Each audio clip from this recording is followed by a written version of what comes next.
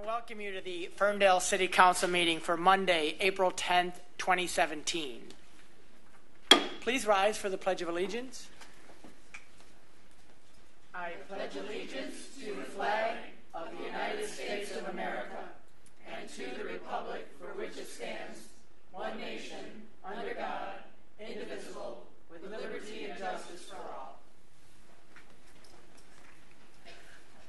Thank you very much. Marnie, would you call the roll, please? Council members Lakes May. Here. Martin. Here. Pollica. Here. Mayor Pro Tem Piana. Here. And Mayor Coulter. Here, thank you. We do have a quorum this evening. The next item of business would be the approval of the agenda. What is council's pleasure on the agenda this evening? I move to approve the agenda as presented. Support. Moved by Piana and supported by Leaks May. Is there any discussion on the agenda this evening? Marnie, would you call the roll, please? Council members Martin. Yes. Pollica. Yes. Piana. Yes. Lakes May. Yes. And Mayor Coulter. Yes, thank you. The agenda is adopted. Please excuse us. We've done a lot of remodeling here, but we didn't add chairs to the chamber, and we have a full house. I apologize for anyone who has to stand, although there are some more seats up here in the front if you want to come file in. Our next order of business would be call to audience. And this is your opportunity to come and address council on any issue that you like that's not on the agenda. And I say that because you'll get an opportunity to speak to council on those items when we get to that part of the agenda. But if you would like to address council on any item that's not on the agenda, come on up, give us your name, your address, and you have 3 minutes to speak whatever is on your mind. Sharon, good evening. Hi. Good evening. I'm Sharon Chess, and I'm here representing the Ferndale Community Concert Band. And what I'm going to do is something you guys have never had before, even though this is a call to audience. If you remember the saying from a long time ago, a picture is worth 1,000 words. So we now have our very first promo video that I would like to display for you guys. And with the help of Comey, I think will be a success here if I don't mess it up. Excellent. Comey, did I already mess it up? Uh-oh. He's coming. There it is. Okay. Aha.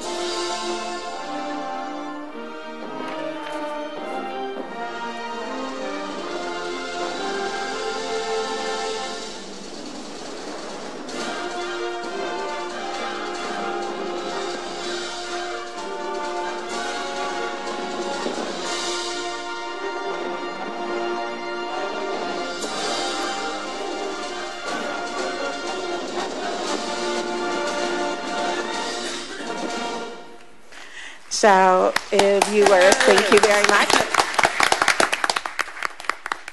Very, very proud of our band. We were invited to play at the Red Cedars Festival last month. We were one out of 12 bands to play, but we were selected out of over 100 community bands statewide to play. This concert that we're having, our concerts are held at Ferndale High School. The next concert is April 23rd at 3 o'clock in the afternoon. Admission is free. However, we do have a bake sale that we have amazing bakers who are members of our band, and we do take donations. This particular concert, we are having a guest musician. His name is Joe Bloom. He's a young man he's a student currently at University of Michigan. Did I do that again? Let me see if I can stop it. There we go. Hands up. He is the 2017 Engel Scholar recognized Engel Scholar of the University of Michigan. This is recognition for earning the most consecutive semesters of straight A's. So not only is he talented, he's extremely smart. He's the winner of the first ever Wynton Marsalis Fellowship. He is the euphonium artist of 2016 gold medalist of the Leonard Falcon International Euphonium and Tuba Festival. He is the U of M Gottlieb Variations Award for exemplary performance. He's the 2015 United States Presidential Scholar in the Arts. He's the 2015 Davidson Fellow, the first ever euphonium player to win the award. In 2013, he's the youngest ever National Young Arts Week winner and music selected from over 10,000 applicants. And he is the performing artist for the Besson Euphoniums. They are the maker of euphoniums, and they test their new renditions of euphoniums with Joe. So come and see Joe, come and hear us, come and enjoy your afternoon. Give us the date and time one more time, Sharon. It's on Sunday, April 23rd at 3 o'clock in the afternoon in the high school auditorium.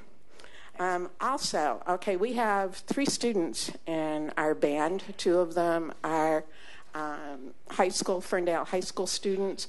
1 is from Cosno. We also need percussionists. We are searching for percussionists. They must be able to read music, but we do need percussionists. They may be students, but they would have to be referred from their music teacher. Thank you very much. Thanks, Sharon. All right, who else would like to address council on something that's not on the agenda this evening? Yes, Yes, Ann. that's for sure. Hello, good evening.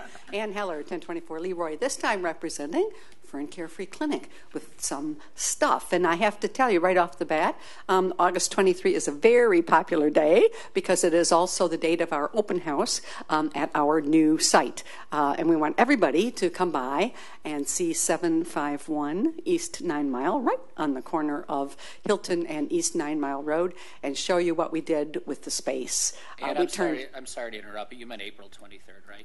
Not August? Oh, yes, please. Thank you. Thank you. Yes, yeah, unless you're going to hold the band another day. So April 23. And so you can fit us in just before you go to the concert. That's all. But you need to see what we did. We took 2 clinic spaces and created the clinic out of it. So we'd love to have you come by. Some board members will be there, and some people that volunteer with us will be there. So please come back.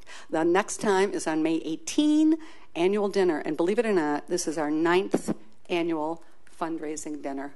Can you believe we'll be 9 years old this month, 7 years in August as a working clinic. The dinner is May 18, 6 to 9 p.m. Thursday evening, and once again at the Dawson Great Lakes Museum on Belle Isle. In the past, knock on everything you have. We had beautiful weather, and we hope we have beautiful weather again. We would love to see you to celebrate number 9. Unbelievable, but to celebrate number 9, it's just amazing. And then just a little teaser, we have completed the clinic review for 2016, and I can't tell you, the statistics are amazing. 3,200 phone calls. People calling for healthcare information or resources of every known kind. We had 1,240 patient visits in the year. We enrolled 250 people in insurance, whether through the Affordable Care Act or through Healthy Michigan. We dispensed 2,700 prescriptions. Yeah, it's amazing. And altogether, last year did 840 lab tests in a clinic that's only open once a week.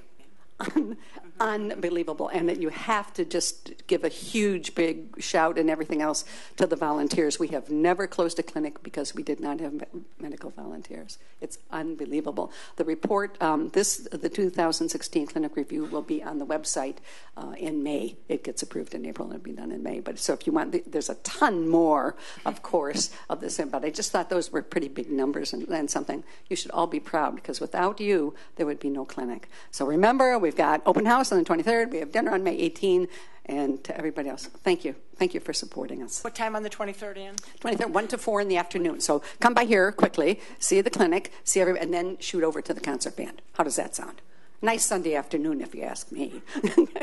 Thank you, Ann. All right. Who else would like to address council this evening?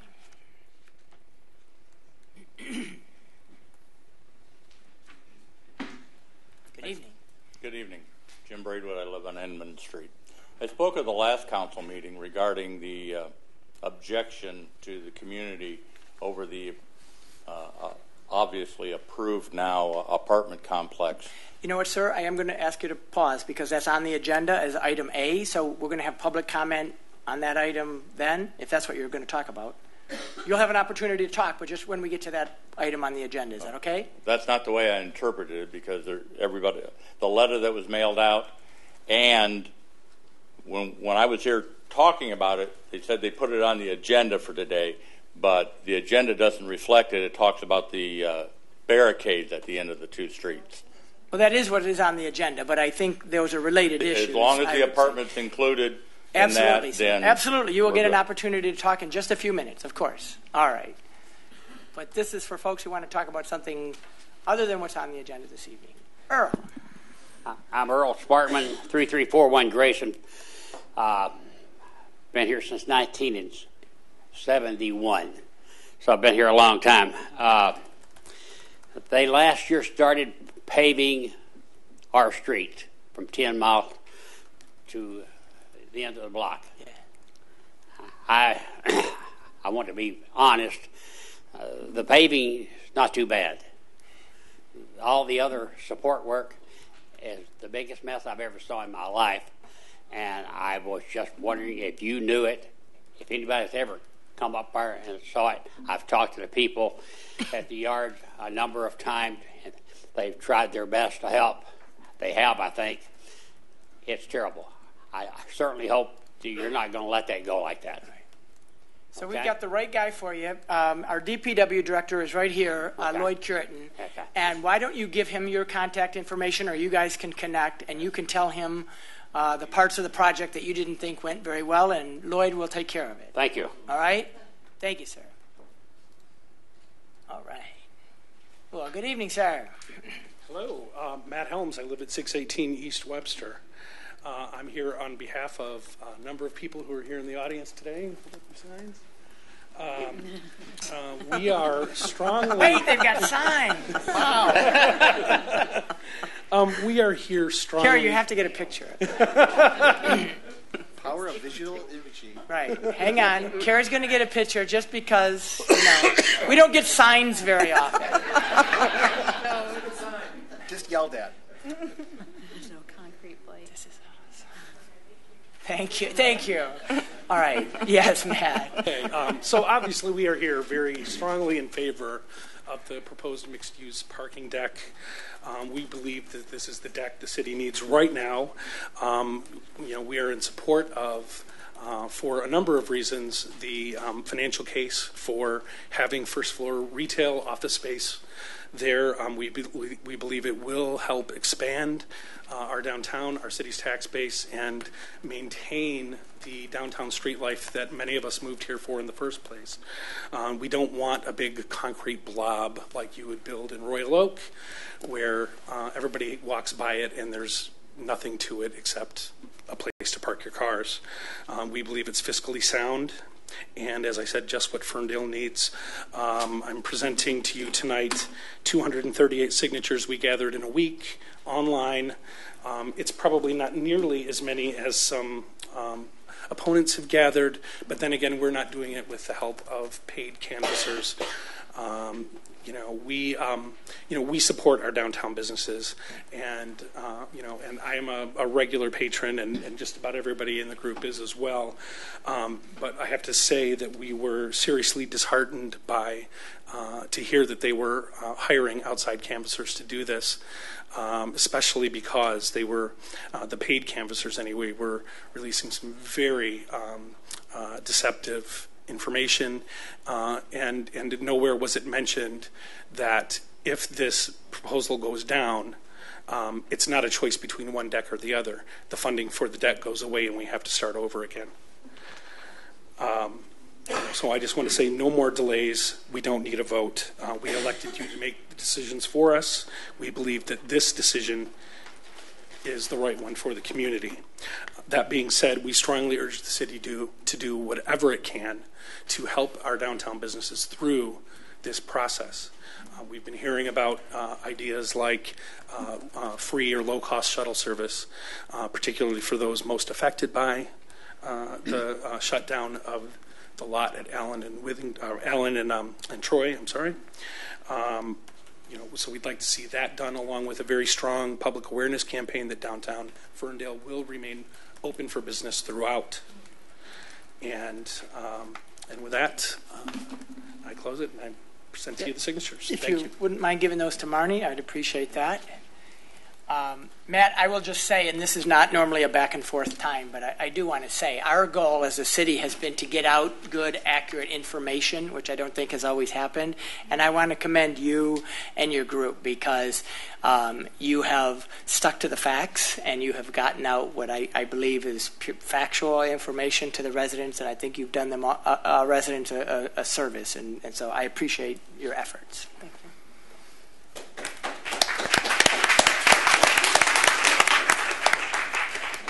Good evening. Hi, I'm Michael Valentine. I'm on 151 Jewel Street. I've been a resident here for 17 years, and I'm proud to call Ferndale my home. I just wanted to say a couple things to echo Matt's sentiments. A couple things. One thing that we don't want to lose sight of is the fact that these are good problems to have, that people want to come to our community. I look back on 2009 when we were staring into the abyss economically, and I'm very proud of the fact that we're in a much better situation now. A couple things.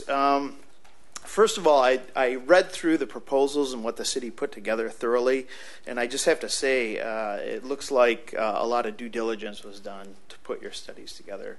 And thank you, that's great, because it looked like you were able to come up with a Ferndale solution as opposed to a one-size-fits-all solution. Some of the concern that's been brought up is that if we build this, we're going to change the character of Ferndale. But I think the idea of using a mixed use is very important, because what that would do in the example of Troy Street is that connects 9 Mile with Troy Street and the businesses back there.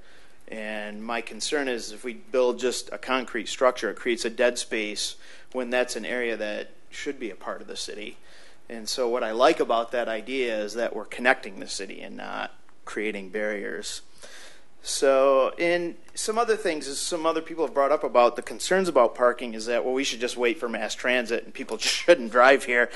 I love that idea. I think it's great. The reality of it is it's going to be 5 or 10 years at the minimum before we see a realistic transit solution. And I think Ferndale really needs to position ourselves for future opportunities. So I'm very, very comfortable with the proposal that the city's put forward. We have trust that you as city leaders have been very transparent, in that we think what's been put forward has been great. What I would like, actually, is that if it's possible for the city to make a motion to proceed with those. One of my concerns is if we put this up for a vote, realistically, by the time this is put up for a vote, we go through the process, we start over, it's going to be 2019, 2020 in that time frame, and that's really a long time. So I just want to thank you for putting the work that went into that, and I would very much like to see a mixed-use parking structure in the city. So thank you. Thank you.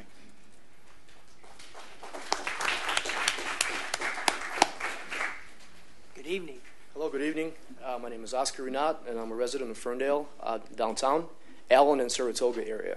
And I'd like to come out tonight and also support the mixed parking deck proposal. I was also a resident of Royal Oak for a long time, and I have noticed how the parking lots that are there have transformed the community in a very negative way. And also as a manager and owner of the business in Royal Oak, I've also been a proponent for the mixed-use parking. And I'd like for you to consider that it is time to move forward with this proposal. where behind you, I lived directly 2 blocks behind where the new parking lot would be. And as a resident of that area, I don't feel threatened that my property value will go down, or I don't see the landscape or the direct community behind this parking lot would be affected. If anything, I think it will be improved. So please consider this. Let's build it. Thank you so much.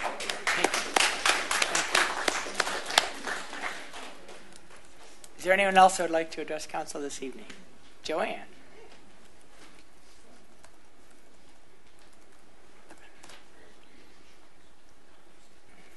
Good evening. Good evening. I'm Joanne Wilcox, 1615 West Marshall. I don't want to say how long I've lived in Ferndale. You don't have to. It's been a lifelong thing. My mother grew up in Ferndale. I grew up in Oak Park, Pleasant Ridge, and live in Ferndale now, and plan on staying here until the day I die. Much to all of you. But this mixed-use parking is just so necessary. We have put this off for 20 years. It has been needed for way too long. We cannot put it off any longer. If this gets stalled, we're going to be back to square one. It is so needed. The mixed use is absolutely awesome, especially for office space. All that will do is bring more people downtown during the day to utilize our businesses during the day, go to lunch, use our parking, pay for parking. We will make the money on it to build that parking structure just by being there and having the mixed use down there. It is increasing the parking tremendously. And it's so important. I says everybody knows when they go downtown, try and find a parking spot. And we really need it. It's not just want it. We need it, and we need it now. Thank you.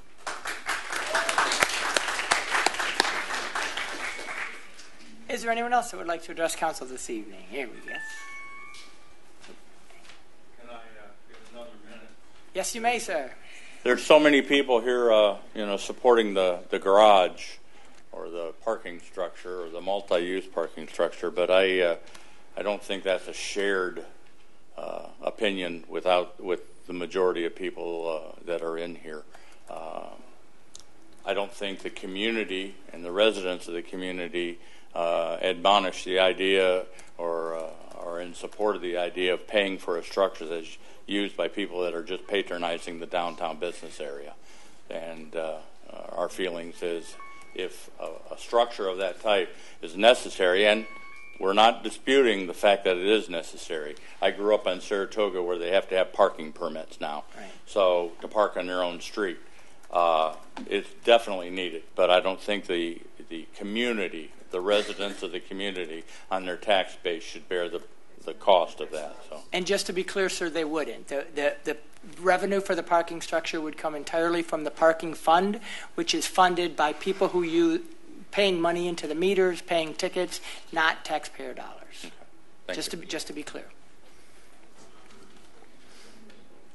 Yes, sir. Good evening. Hi, my name's Ryan Murray, and also a resident of Ferndale. And I don't have much to say because Matt Helms kind of hit it out of the ballpark there, and we're probably going to hear a lot of the same things over and over again. But mixed use is the only way to go. It's the only way that's going to actually encourage smart growth in our city, and it's going to do more than just add parking. It's going to actually enhance the city and make it better. So firm support of that, and I hope we can get the ball rolling like a year ago or something. Like you guys have been paying consultants to figure these things out, or something has already been done.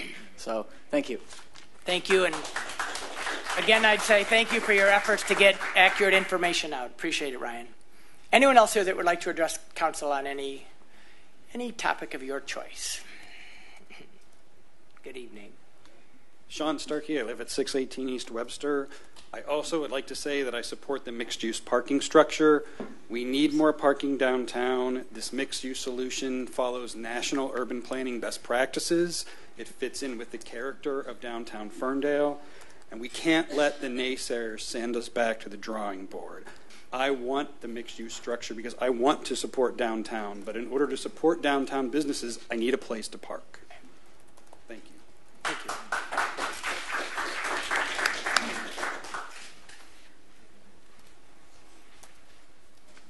Good evening. Good evening. Josh Bartlett, brand new resident of Ferndale. Another Welcome supporter. to town. Thank you. another supporter of the mixed-use parking deck, and along those lines, I would say that one of the reasons that we chose my fiance and I to live in Ferndale is because of the progressive nature of the city and the way that city government interacts with its citizens. And to that end, we believe that after looking at all the facts that have been presented online, that this is just one example, another example of the city government doing its due diligence in engaging with experts on numerous studies to show the benefits of this option versus other options that could be out there. And as a new resident, I want that the feeling to know that it should be considered that the city has a pretty good track record when it comes to these sorts of things, and that we should, in certain ways, take that track record into account when we look at yet another of these decisions to be made from the people that we voted for. So, as a new resident, I would like to say that I support basically the first decision that you can make for me as a resident on this mixed-use parking deck. Thank you. Thank you.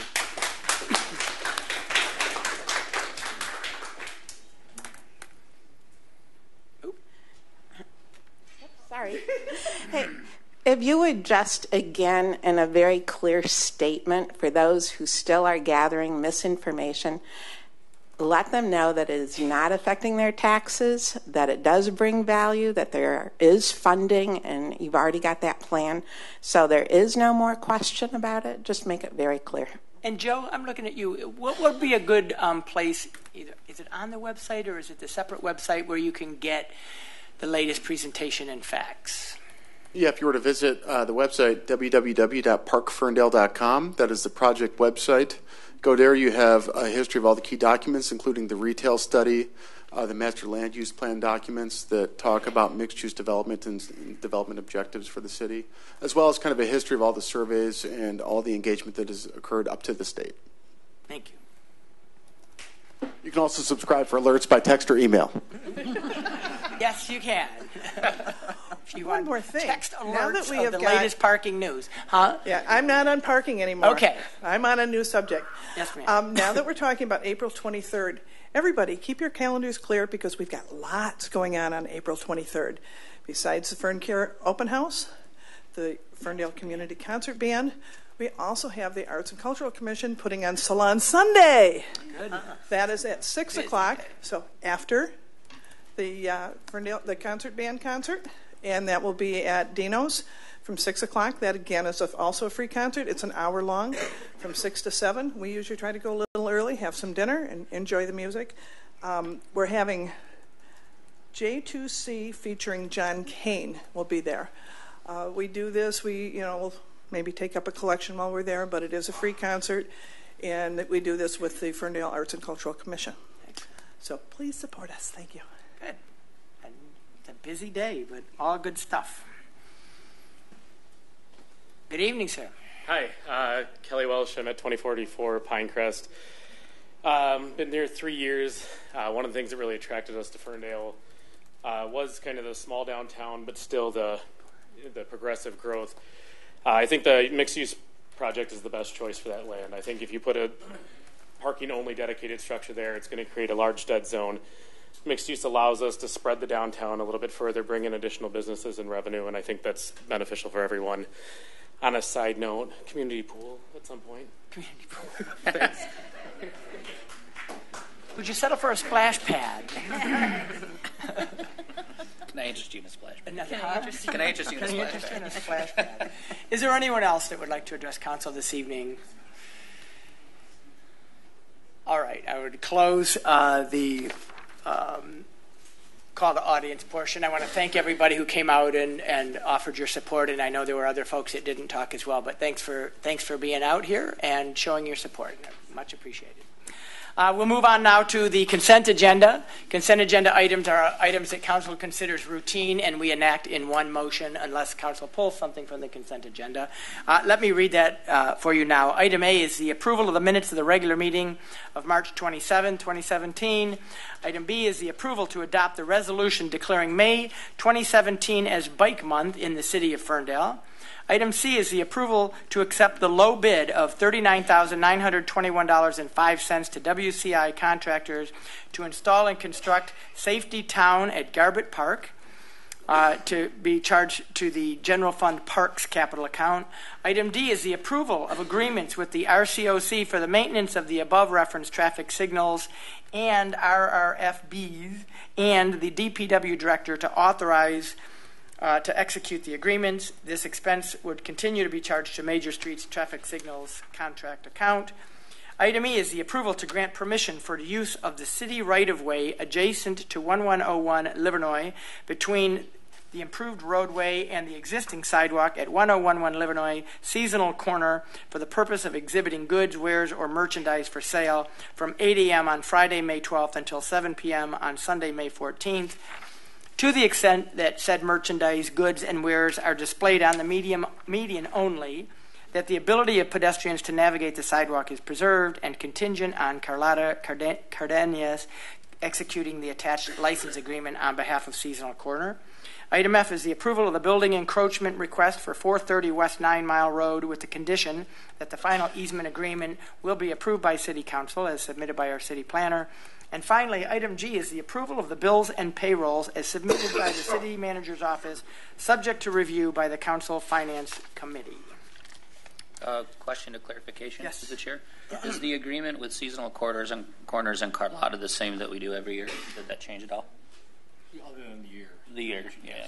Okay, thank you. And on that point, Chief Collins, I know we take up this every year with Seasonal Corners, but was there any concerns or incidents over the course of the last year or so that would give you pause to renew this agreement? I don't believe so, Your Honor.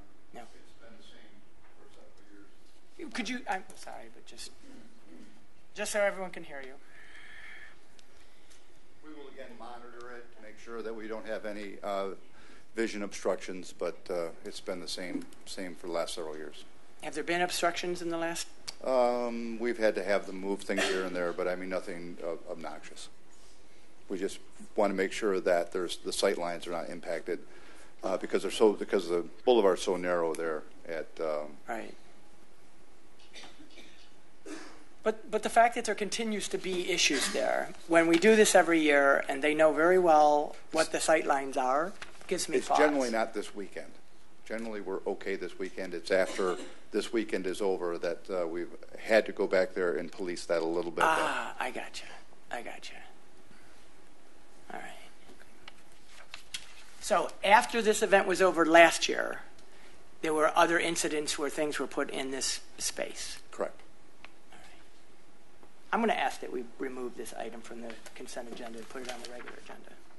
I have more questions. Thank you, Chief. Okay. Anyone else like to remove something from the consent agenda? I just have a comment about one item. About one item? Yeah. Okay. I don't want to remove it. I just want to talk about it. If you don't want to remove it, you could just talk about it when we have a motion. Okay, that's fine. Okay. I'll move that we accept the consent agenda, removing item. Is it E or F? It's F. Is it? Is it F? Yeah. Oh no, Nope, Carlotta. it's E. You're right. I'm sorry. Okay. All right. All right. Moved by Martin. Is there support? Support. Moved by Martin and supported by Leaks May. Any discussion on the consent agenda? I just wanted to mention item C. At our budget meeting on the Saturday, it was brought to our attention that we're getting Safety Town in Garbett Park, which is a mimic of a downtown environment to teach your kids how to be a safe pedestrian and how to use the streets. And I asked that one element be added to the Safety Town design, and in front of you is the new mock-up, and it includes protected bike lanes, which are going in on Livernois in the future, probably in the next year or two. So rather than have a new infrastructure that people need to learn. And they're also going in all over Detroit this year. About 20 miles of protected bike lanes are going in. And so this is sort of a regional approach to teach everybody how the streets will be reconfigured in one of our neighboring communities. So I just wanted to bring that to your attention, that the one you're approving is in front of you. Great addition. That's it. All right. Other comments or questions on the consent agenda? I just wanted to say that this particular item, I'm very excited about this passing. A couple years ago when I heard about the program, I started to really push for this to be in our Parks and Rec program.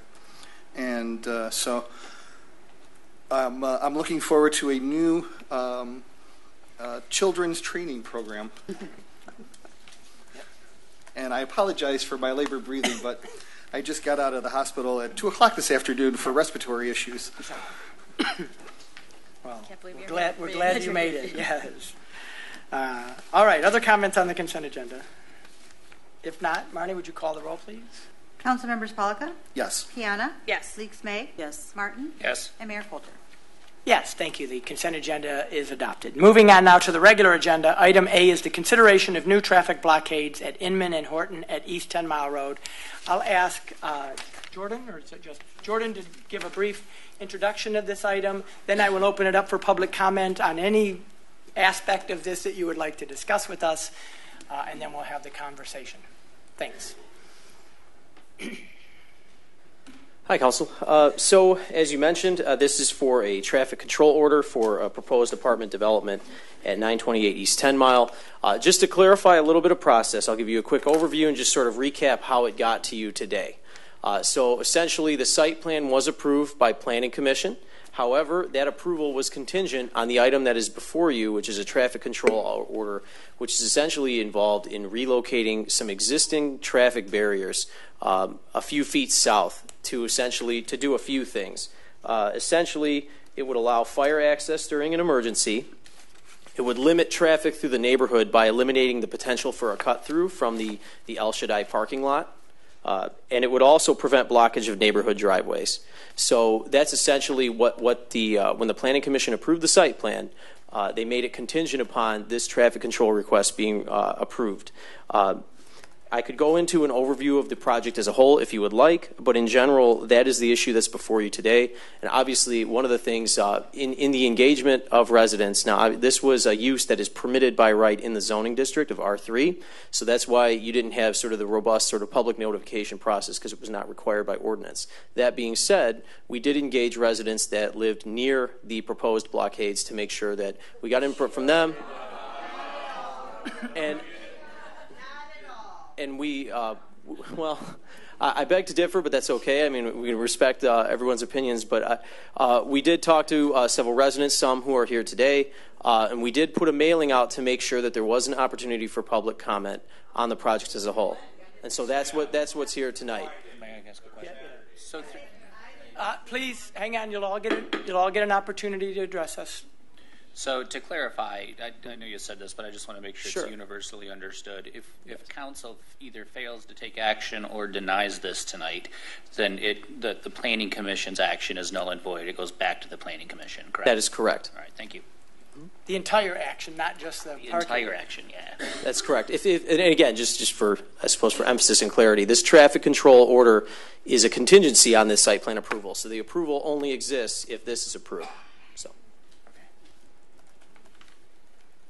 All right, so I will open it up to public comment. Don't go too far because if there are specific questions of fact that need to be addressed, I will ask you to do that. But this would be your opportunity now, if you'd like to address council on this project, to come on up and give us your name, your address, and 3 minutes to say whatever you would like council to know your feelings on this project. Your Honor, could I get a quick question answered? Yes. What is the time period for public notice from government to the public on this type of issue?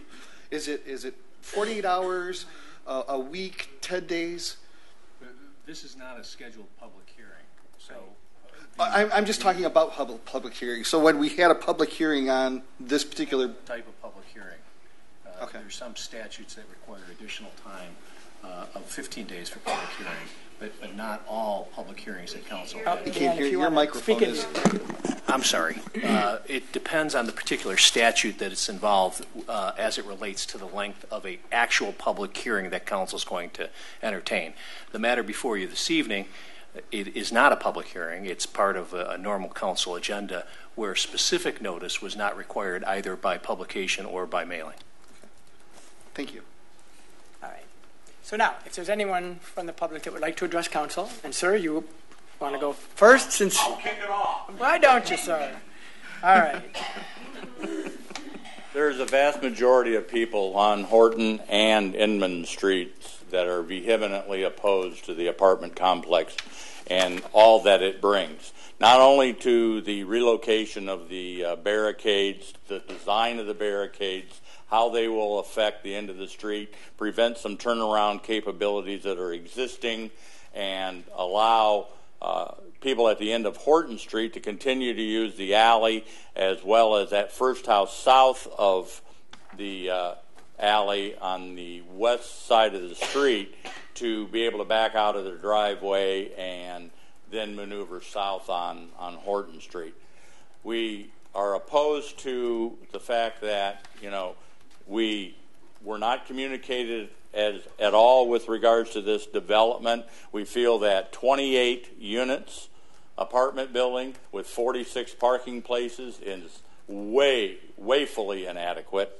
And if there's 22 two-bedroom units and 5 one-bedroom units and 1 studio apartment in that complex, that's, and the 1.5 per dwelling is an inadequate number of parking for 22 two-bedroom apartments.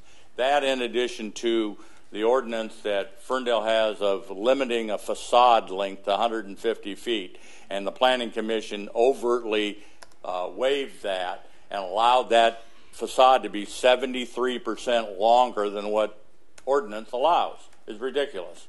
And we don't think the apartment having a capacity of 100 people, if you add up just normal resident capacity in there, will impact negatively into the community and stuff and create a situation, especially with the parking.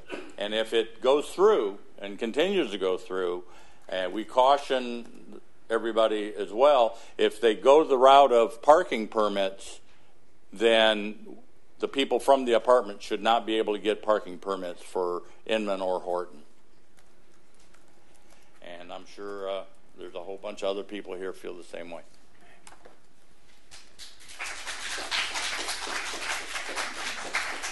Can I have Jordan come back up? Sure. Jordan, can you come back up to the podium, please? Regarding that property right now, what is it? Just a vacant lot?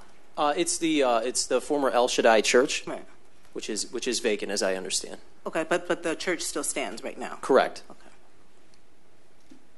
And is that area used for anything other than the church right now? To my knowledge, no. There is one, the old preacher's house is on the corner, and access to that property is through that lot, and it's deeded separately, and the owner is concerned about his access with an apartment there. That's the only way he can get to is back to his property and to his personal garage. It's through the parking lot of that, what would be apartment or is church, as it was originally the pastor's house. All right. Is there anyone else from the public that would like to address council on this issue? And then we'll get to council comments. Good evening. Hi, my name's Elizabeth. I live at 3325 Inman, and I just wanted to make it known that we were not informed. The church is 2 doors down from me. Nobody came into the neighborhood. My mother lives across the street. She's there, has been there since 1965. She doesn't work, obviously, anymore. And nobody knocked on her door either, and I can, tell you that for a fact. So I don't appreciate that they're telling us that they communicated with the community. They did not. Thank you.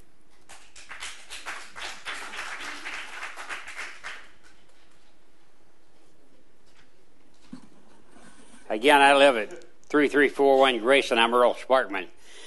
And I may not be immediately affected by this, but anything that happens in my neighborhood affects me one way or the other. And I just want you to know I've spent a lot of time over there looking at what they've got, what they're talking about doing, and there is no way that you can park the people that's going to be in that home, living in that apartment, with the number of parking spots has been allotted, and I don't know, there ain't no way. The average house anymore has at least 2 automobiles. So go from there. It won't work. And when they get in there, they'll have to park somewhere, so they're going to park on your street. So I'm opposed to that, at least the way you've got it proposed. Okay? It needs to be reconsidered. Hello, hi. My name is Eric Lockhart, 3352. Say your name is? Eric Lockhart, Yep. 3352 Horton. I am the resident that is in the church parsonage, or the former church parsonage. Gotcha. So again, my neighbors have, eloquently stated that, no one was contacted. I definitely was not contacted. And this, through the construction, the proposed construction, that would definitely put, to say the least, a damper on my life. And again, that's where I have access to my home, the back, and no one has said like how that's going to work or what, any concern at all. And the letter that was given out, that was a last minute thing, and I think that's very, poor judgment of the council. With all due respect, you should let people know what's going on, and especially something of this magnitude, and especially with, again, an overcrowded situation as far as parking, apartment unit that would be definitely too big. And again, no one has contacted me on how, if I don't want my property, impeded on. I just want to have access, when I go to and from work. And pretty much that's it. And it's, I think that the fact that, again, this was a last minute thing, I feel very, just kind of violated, because I've been in Ferndale over 20 years. It's been a beautiful neighborhood I had with me and my mom, who has since passed. And it's just a beautiful, tranquil, beautiful place. But you're definitely putting, definitely the monkey wrench from hell with this. And I think you should strongly consider everything that you're doing, and have some contact with the residents and possibly rethink everything that you're doing there. Thank you very much.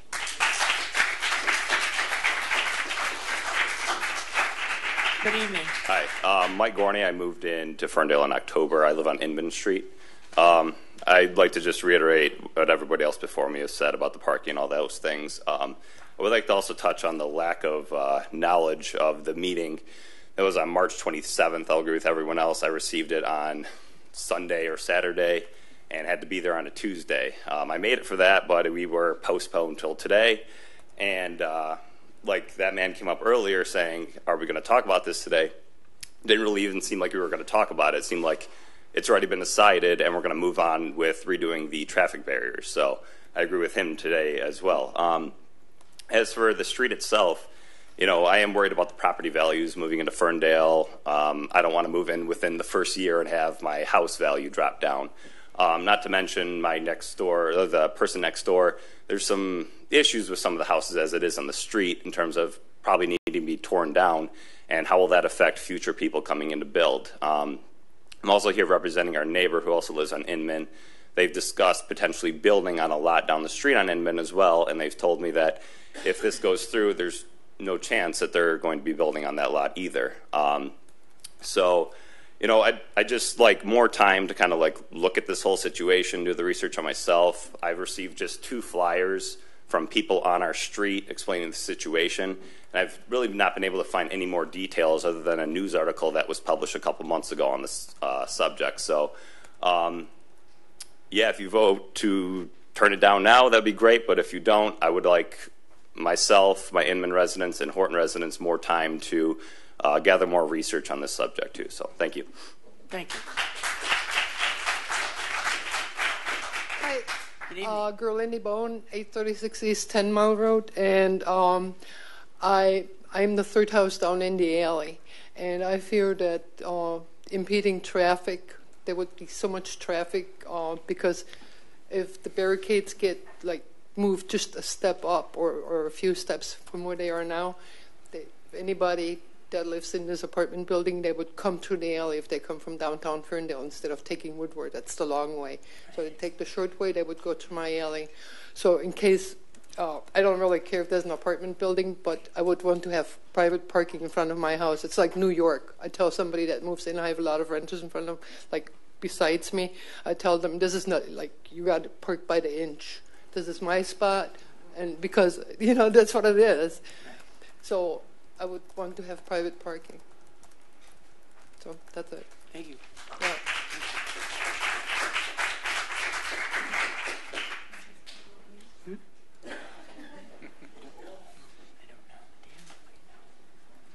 Good evening. Hi. Sorry, I'm a little nervous. You're good. Yeah, we're friendly. Sarah O'Neill. I live at 3150 Horton, and I used to live on Inman. So I lived there for 4 years, and now I've lived here for 3 years on Horton. The main reason that I moved there was it's such a quiet neighborhood for Ferndale. You know, there's both streets are blocked off, so we don't have a lot of drive-through. And I really appreciate that, and that's why I decided to buy there. I rented for 4 years and took a long time to decide where to buy in Ferndale, and that was the main reason. I couldn't come to the last meeting. I didn't find out about it until the day of, and I found out about it on Facebook. I was out of town and couldn't come to the meeting, and then I didn't get. Is that the Planning Commission meeting you're talking about on the 15th? Yeah, and then I just got the letter on Saturday about this one, and then got a flyer from somebody in the neighborhood as well. And so I made a point to be here tonight. And I am very concerned about the parking especially, and then the drive-through traffic. It's going to add a lot of traffic to our street, and we don't need it. We have enough, and we do not have enough parking. Every house has at least 2 or 3 cars, and, you know, they use in front of their house, they use their driveway, and where are they going to put them? And I don't think it's right. Thank you. Thank you. Good evening. My name's Diana Fisher. I live at 3308 Inman. And Mr. Mayor, you and I have communicated a little bit via email. Yes. I'd just like to mention that none of us would have known about this project if it hadn't been for the Woodward Talk. That was the first time any of us heard anything about it. In this article, they mentioned that they had contacted some members of, or some residents. I think it's pretty safe to say that nobody was contacted. The second thing in this article, let me go back to that later. Also, Mr. Mayor, you mentioned in your email that the Planning Commission discussed this plan at 3 regular meetings and only a few residents attended. We didn't attend because nobody knew. And right. And you apologized. And that was my point in following up with you is that. Okay, well that I'm not blaming the residents. I was just trying to clarify that you're right, because it wasn't a special use. You had residents no weren't notified. Legal or lawful. You didn't have to notify us. But if you want happy residents in Ferndale and people that vote for you, you better, take care of letting us know what's going on in our neighborhood. The last thing is in this article with the Woodward Talk, the quote was, "It's a place where you can put density without sacrificing, neighborhood quality." I would beg to ask you, what do you consider density? How many people are going to be living in this? 2 people per unit? That makes 56 people. 3 people per unit? I mean, there's not, to Mr. Braidwood's point, there could have 100 people living there, and the parking isn't even close to, it wouldn't even allow, the way it's planned now, to have 2 cars per unit, let alone possibly more. I am begging you, just give this some thought. This is not well planned out, and you certainly have ruffled a lot of feathers. Thanks for your time. Thank you.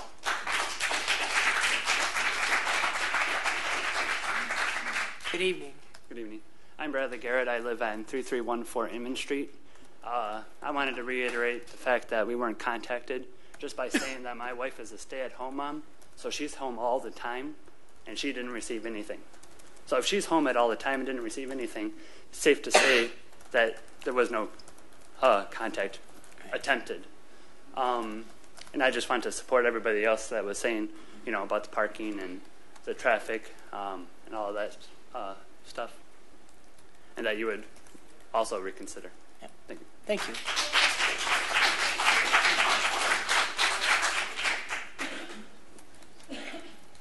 Good evening. I'm Alicia Lawson at 221 College Street. This doesn't directly affect me in my neighborhood. However, a month or so ago, we had the discussion for the new housing that's going to be at the corner of Paxton and College. Right. I would have to say that we weren't even notified for those meetings, right? The reason why a lot of our people showed up to those meetings was because of our Facebook group. Michael Murdo, and the other fellow residents were informed and were able to inform us. I don't remember receiving anything in the mail. I asked my neighbors while we were sitting, hey, did you guys get anything outside of that Facebook post or our group? And they said no. So it's just, again, the awareness. I don't know if maybe there's a better way to get the word out. I don't know if you guys are allowed to post on those Ferndale forums, fabulous Ferndale forums, or not. I don't know if that's allowed from you guys, but I think that would hugely affect our whole city if you guys can do those things. For instance, for the parking structure, I didn't even know about it. So my neighbor told me about it today. I'm not for or against it yet because I don't know any information. So it's just the awareness. And then I do think that you guys shouldn't vote for it yet, and that it should, not the housing, there we go. Just so that there's so many members here that I think that it needs to go back to planning. So that way that the community can get involved, and that way maybe you guys can come up with a really good compromise, because our planning for the housing went back and forth, and they worked with us. And then the ultimate decision worked well with our community and for them. So, thank you.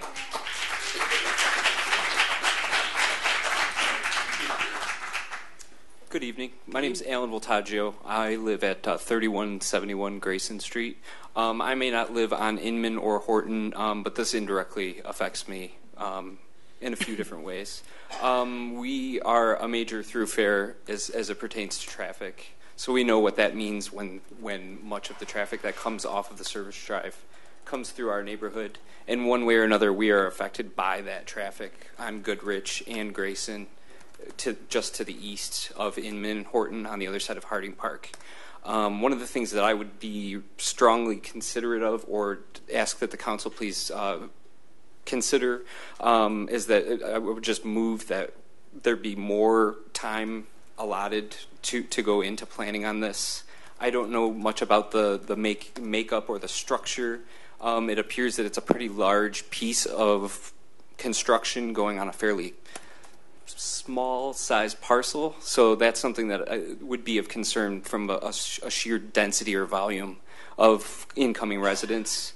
Whether that has positive or negative implications, I'm not really at liberty to understand the full weight of that, but I would ask that there be a lot more working with some of the residents who haven't had a chance to hear more about this, and if there is kind of a compromise that could be reached.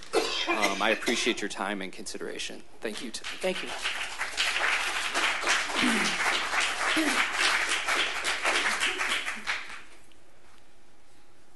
Good evening. Brian Howard. I'm the architect for the project. My company is HF Architecture based in Royal Oak. And I just want to answer a couple questions about the parking in particular. This particular project meets the ordinance, the parking ordinance for this particular building with the number of units that we have. We didn't ask for any parking variances. We meet the ordinance with regards to number of parking spots. The blockades don't allow for cut-through traffic because when we went back to the city engineering department, they're the ones that came back to us and said, we would like you to put these particular barricades in, and also in the location where we put them. So you can't actually physically cut through the alleys based on this. Now, we did work with a couple residents that are close off of Horton and Inman to place the barricades so that one particular individual who is off of Inman near 10 Mile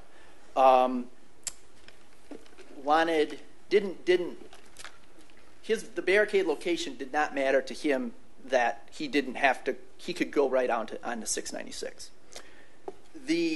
There were 2 planning commission meetings that a couple of the residents did show up at and made some discussions and made some points.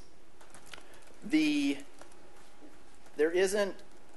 no cut-through traffic, as well as there's no way for parking in the apartment building to park on the streets south of the barricades. So my point is that the parking that we have on the site meets the ordinance for this number of units. Thank you. Thank you. Anyone else would like to address council?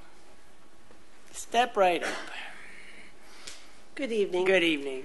You're forgetting the overflow. What is your name? I'm sorry, just Diana Dubuque. Diana. You're forgetting about the overflow from Harding Park in the summertime when all the families gather. So that's going to take out parking also. Yep. Thank you. Thank you.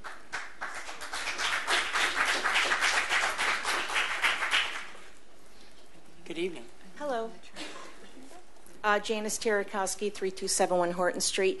My question was to the builder architect. Is this going to be subsidized apartments, or are they going to be townhouses or condos, or any idea if... Pardon me? Jordan, you can speak to that. Jordan can speak to that. And as far as where El Shida is right now, the size of the church, the way the parking is right now, if the building was going to be about as big as the church, I would say they'd have tons of parking as far as for the members. But the apartment that is on 10 Mile, just west of Hilton, it's 1,500. It's an apartment complex there.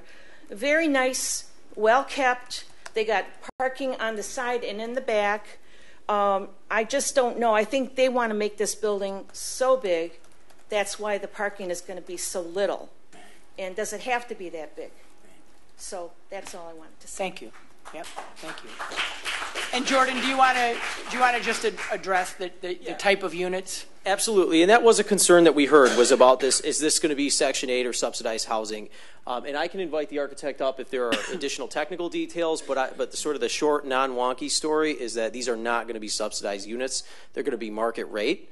I did look up, just sort of to kind of give a little context to that. So Section 8 housing has to do with the income limits for residents. You know, they're targeted for residents of a certain income. And I was looking at the charts online, and this is done through HUD, the Housing and Urban Development Department. And you can also go to the MSHDA website, Michigan State Housing Development Authority. So if you go on there, they have, it's not a lot of fun to navigate, but there's a lot of different spreadsheets that kind of lay out these income limits. And if I read those charts correctly, for a 1-bedroom, that would be less than $1,000 a month. For a 2-bedroom, it would be less than $1,200 a month. And my understanding of the development, and I have our city planner here, and as well as the architect, gentlemen, if I misspeak or if I leave out any pertinent details, my understanding is the rents are going to be market rate, which would be substantially higher than that. And that, and again, gentlemen, if I misspeak, the general idea with the size of these units, you're looking at about 900 square feet for the 2-bedroom units and 600 square feet for the 1-bedroom units. And so they're larger units that can command a higher rent, and they're not meant to necessarily cram. And I know another concern was sort of the number of people sort of projected out. And a volume of 100 people just would not play out at a building like this with 28 units. I hear the concern, but it's not going to be subsidized housing, and the idea is not to cram folks in here. It's to provide a more spacious unit that can command a higher rent. So that's generally that, but I can certainly provide more detail. Okay. That's not my understanding of HUD. And HUD range is $500 to $1,300, and the projected revenues for those apartments were $900 to $1,300. And there's only one studio apartment in there, and there's 5 one-bedroom apartments, and the rest, 22 of them, are two-bedroom apartments. So, and it's not necessarily, subsidized housing is not necessarily an appointment of a building, but it's also the financial structure of the individual and whether they qualify for subsidy and assisted rent payments and stuff like that. So whether you title it subsidized housing or Section 8 housing is one thing. If it's not titled that, that doesn't disqualify for people moving in that qualify for it. So, are there other people from the public that would like to address council? I would be interested in knowing if some of the representatives could speak to the ballpark rate of what the market actually holds for a rent in this type of housing. I don't know if the I don't know if architect that's would been be prepared to prepared or speak not. to that. That's not really it. Oh, okay. Oh, good evening. Hello, everybody. My name's Clint Confer. I'm with Signature Associates. I'm the commercial real estate broker on this deal. Okay. So when we put this together, looking at the rates, this is basically what I would call a D location for an apartment building. It's on the freeway.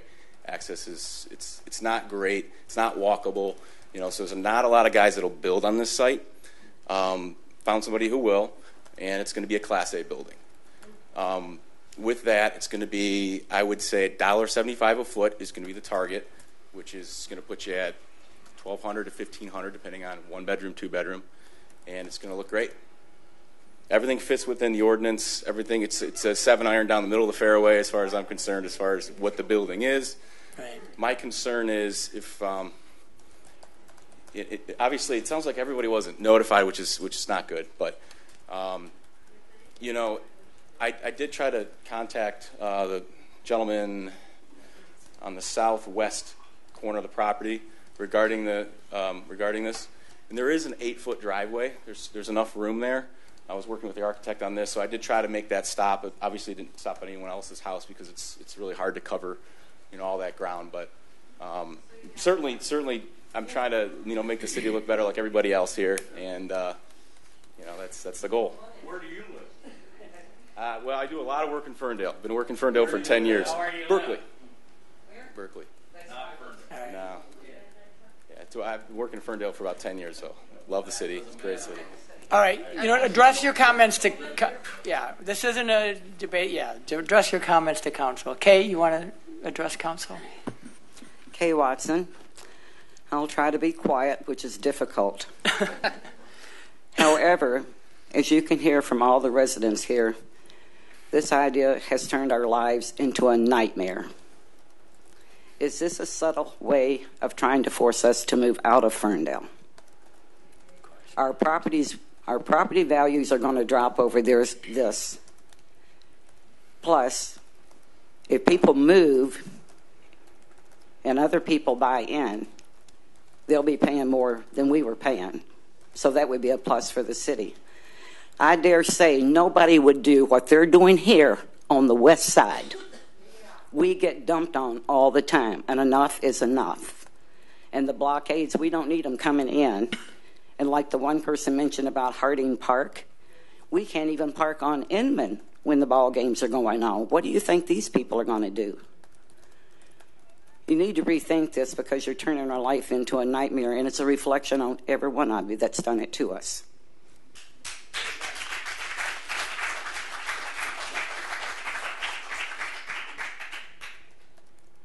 All right. Anyone else that would like to address council on this issue? Final chance.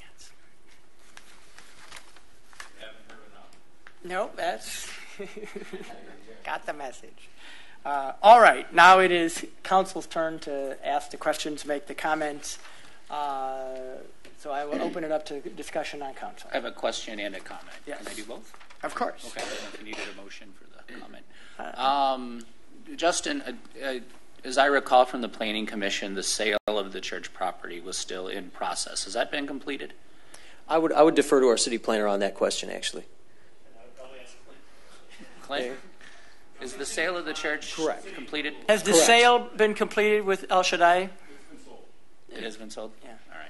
And then my comment is, I'm the city council representative on the Planning Commission. I voted against this at the Planning Commission.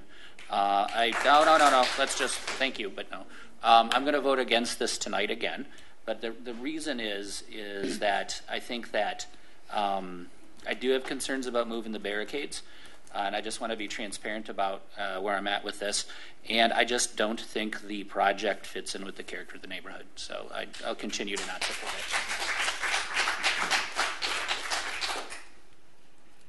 If I may, I appreciate everybody coming out, and I hear the frustration of not knowing that this project was going on. And part of the issue is that this project fits the zoning. And when it fits the zoning, the process is public planning commission, and it didn't have to go through a public hearing because there was no regulatory change to the property. And so that did not trigger a required public notice for the legal notifying of neighborhoods.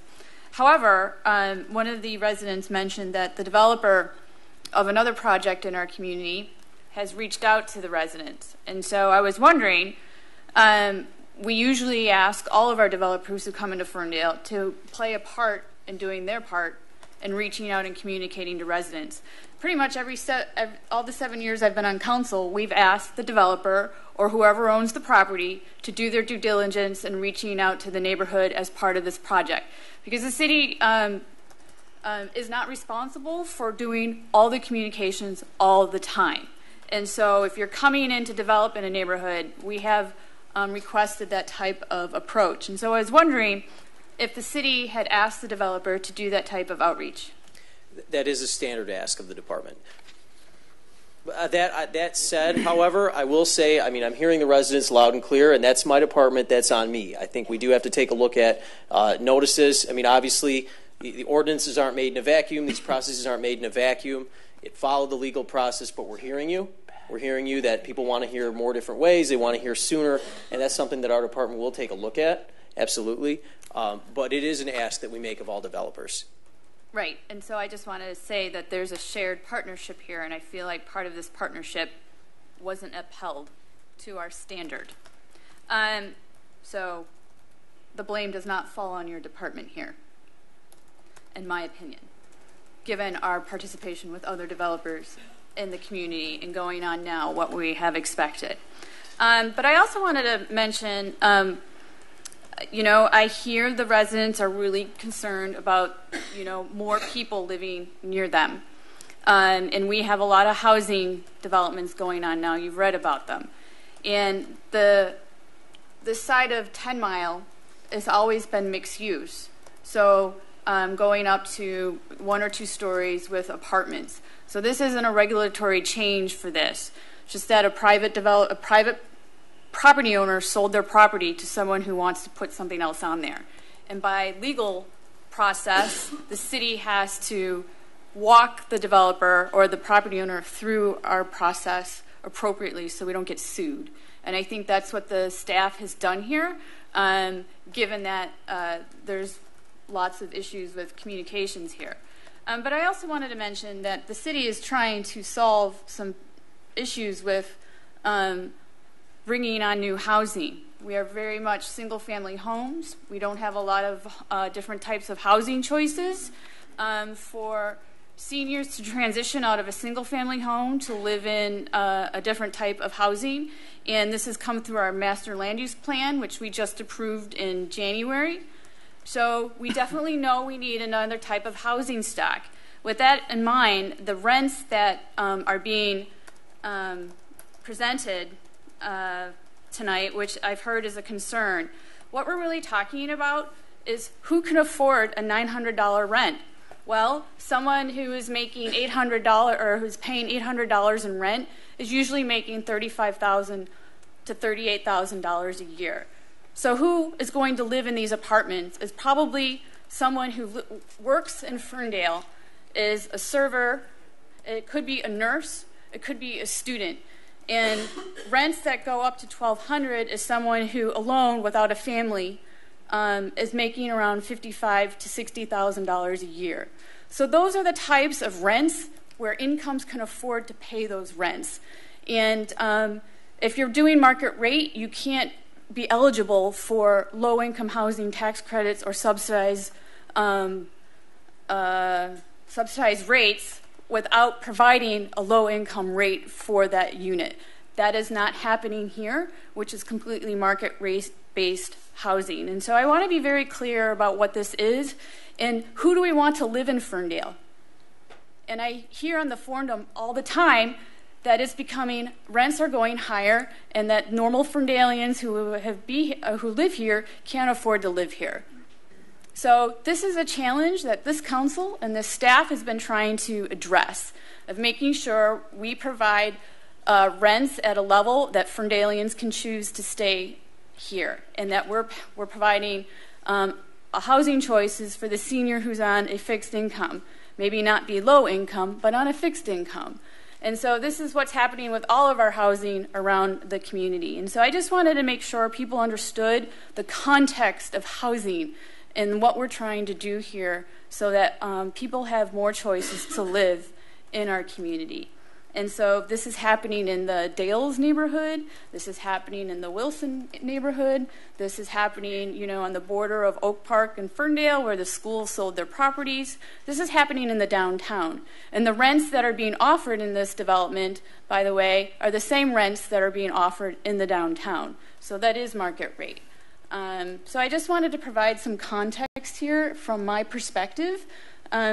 So housing choices is something that we value here and what we're trying to solve as a council.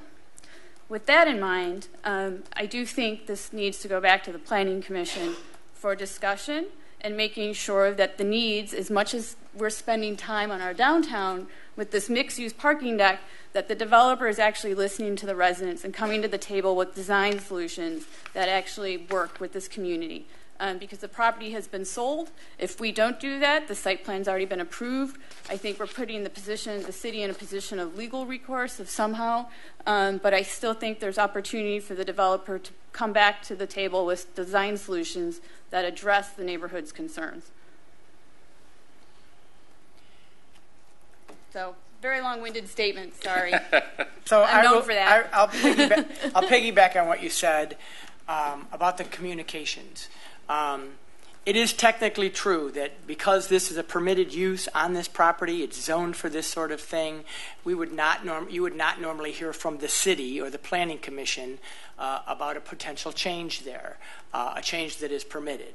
But it has been our practice consistently. We've had a number of new developments in Ferndale over the last few years, and it has consistently been our practice that the developers reach out to the neighbors and have communications so that there's dialogue. We don't always come to perfect agreements. Sometimes there's compromise, but at least there's discussion. And it doesn't appear to me, in fact, overwhelmingly, that those kinds of discussions happened. And I think that's something that's really missing from this. I will take responsibility for just not having followed this as closely. This would not normally come to City Council. Because it's a permitted use, it would go to the Planning Commission, it would be approved, it would never come here. But now that it is here, and I appreciate all the residents who are here and making us aware, particularly around two issues in particular, the communications issue, which really bothers me. I think that our developers working with the city do have a responsibility to have proactive communication with you. And I'm concerned about the parking. There's no parking on 10 Mile. So if this was in another area, 10 Mile might be able to absorb the parking, or Hilton, or wherever you are. But there's no place to absorb this kind of parking. I know it fits within the city's criteria for parking, but I think that parking in particular is something that the Planning Commission probably needs to revisit. And at that time, you would have an opportunity to revisit it with with them and I think hopefully have a constructive conversation with the developers. I'm not saying we can stop an apartment complex, a mixed-use property from happening there, but you do have a right, in my opinion, to have your views shared with them to see if they can accommodate some of your concerns, which sound valid to me. So I also agree that we should send this back to the Planning Commission and not approve this evening. And I do have a suggestion, if I may. Can we ask staff to bring back a policy for projects that don't fit a public hearing for noticing, and not only for staff requirement out to the residents, but developers being very clear what we're asking for a developer or property owner to do in terms of communicating their project as well. I agree, as long as the burden doesn't fall on the city, but it falls on the developer. Exactly. We make those expectations known to the developer. That our expectation is that you will reach out to residents. I'm sorry, come on, because you're dying to. We're done with the public comment, but I see that you're dying to, so come on up. I'm Linda. She doesn't look like a lady I want to say no to. Linda Knapp over on Grayson. Okay. I still don't get why we weren't notified when you chose to waive the ordinance about the size of the building. I think that's one of the things we keep skipping over. The building. It was the Planning Commission. Yeah, I mean, even that should have given us an edge to let us know what was going on. I mean, that was a decision of the Planning Commission. I guess I don't know technically the answer to that. Dan or Dan? I'm not familiar with it. I mean, I've looked. It's the waiver of the facade. I agree and understand your intent. The way structurally the Planning Commission and the laws are set up is the Planning Commission has that power without notice. I mean, there's such a large. Around the United States, most cities have a requirement that if a deviation of ordinance is in effect and they want to deviate from it or vary it, that businesses or residents within a certain number of feet have to be notified and queried. Gotcha. Well, I have Again, I agree with your intent, but I have the ordinance. You have a large book of all kinds of ordinances. Yes, we do. A ton of projects, and then you waive it, and nobody knows. Yeah. Thank you. Thanks. In response to the policy, staff can work on something that doesn't fit in public noticing. Right. Other comments? Yes. Questions? All right, so hearing, and as Mayor Pro Tem stated, there is a need for a different type of housing here. I've heard it over and over again, so I really think we still need to consider who we want here in Ferndale, whether they can pay $900, whether they can pay $1,300, whether they can pay $1,500. We need to really consider that. So with that being said, I too, after hearing about it outside of council and here, I think it really should go back to planning, because I think, one, the community having input is especially right there in your neighborhood is very important. So I think I am willing to give the developers a chance to reach out to the community to have their say, and for the planning to for it to go back to planning, because I think some of the best ideas come from residents that are vested in their property and in their community. So I think it should go back. So if I can ask a question through the chair, Justin, do you feel like you have enough direction to articulate to the Planning Commission what council's asking them to do with this again? I do. You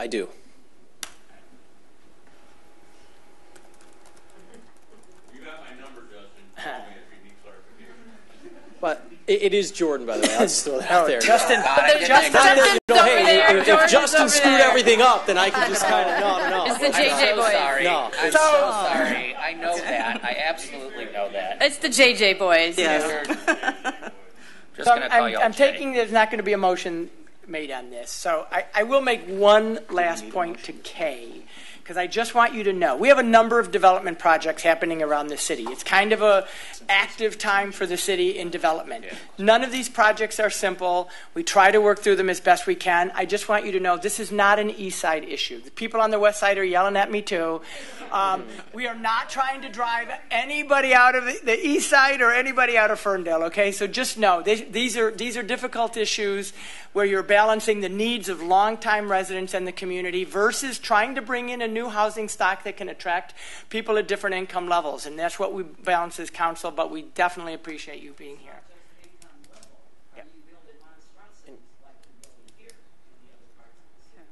Even bigger. Some would call them that. I wouldn't. Skyscrapers. All right. So, not hearing a motion unless, Greg, do you have anything to No, weigh in on this? I need the. You need to save your breath. Okay. And I do want to mention on a side, unrelated to this development, Council has approved investment in Harding Park. We made that approval for a grant to do park upgrades. Coming soon, very near. In a couple months, Lloyd? It will be coming this summer. So there is investment happening in your neighborhood to improve the parks. So, but I just wanted to let you know that we are thinking about you all the time. And don't forget, Detroit Fleet's coming, if I may, right? I just want to, Sorry, and again, go ahead. as staff, I mean, we obviously, we exist to serve the residents and the council. And we hear the comments today. We look forward to engaging the residents. But I do just want to just point out, and just in terms of setting expectations, we obviously want to address your concerns as best we can. But I do want to remind folks that this was a project that complied with ordinance as it exists today. And while we want to work with you, and that's the direction that it's looking like this is going to go, and we're going to work with you. We're going to reach out to you. In fact, I remember Mr. Braidwood, when you came to council before, handed you my card, and we had a chance to talk. And I know you talked with the actual Justin, not this one, not the fake Justin. I'm sorry. But it's okay. I'm going to use that every chance I get now. But I don't say that to disappoint anybody. I just want to be very transparent that this went to 3 planning commission meetings, and so I don't want to have the expectation that if this project doesn't disappear or radically change, that's a defeat, or that it's anything other than a second round at input. And so we're going to work with you, but just know that that's part of this dialogue that's going to go on. Okay. The community is not opposed to development and growth in an apartment there.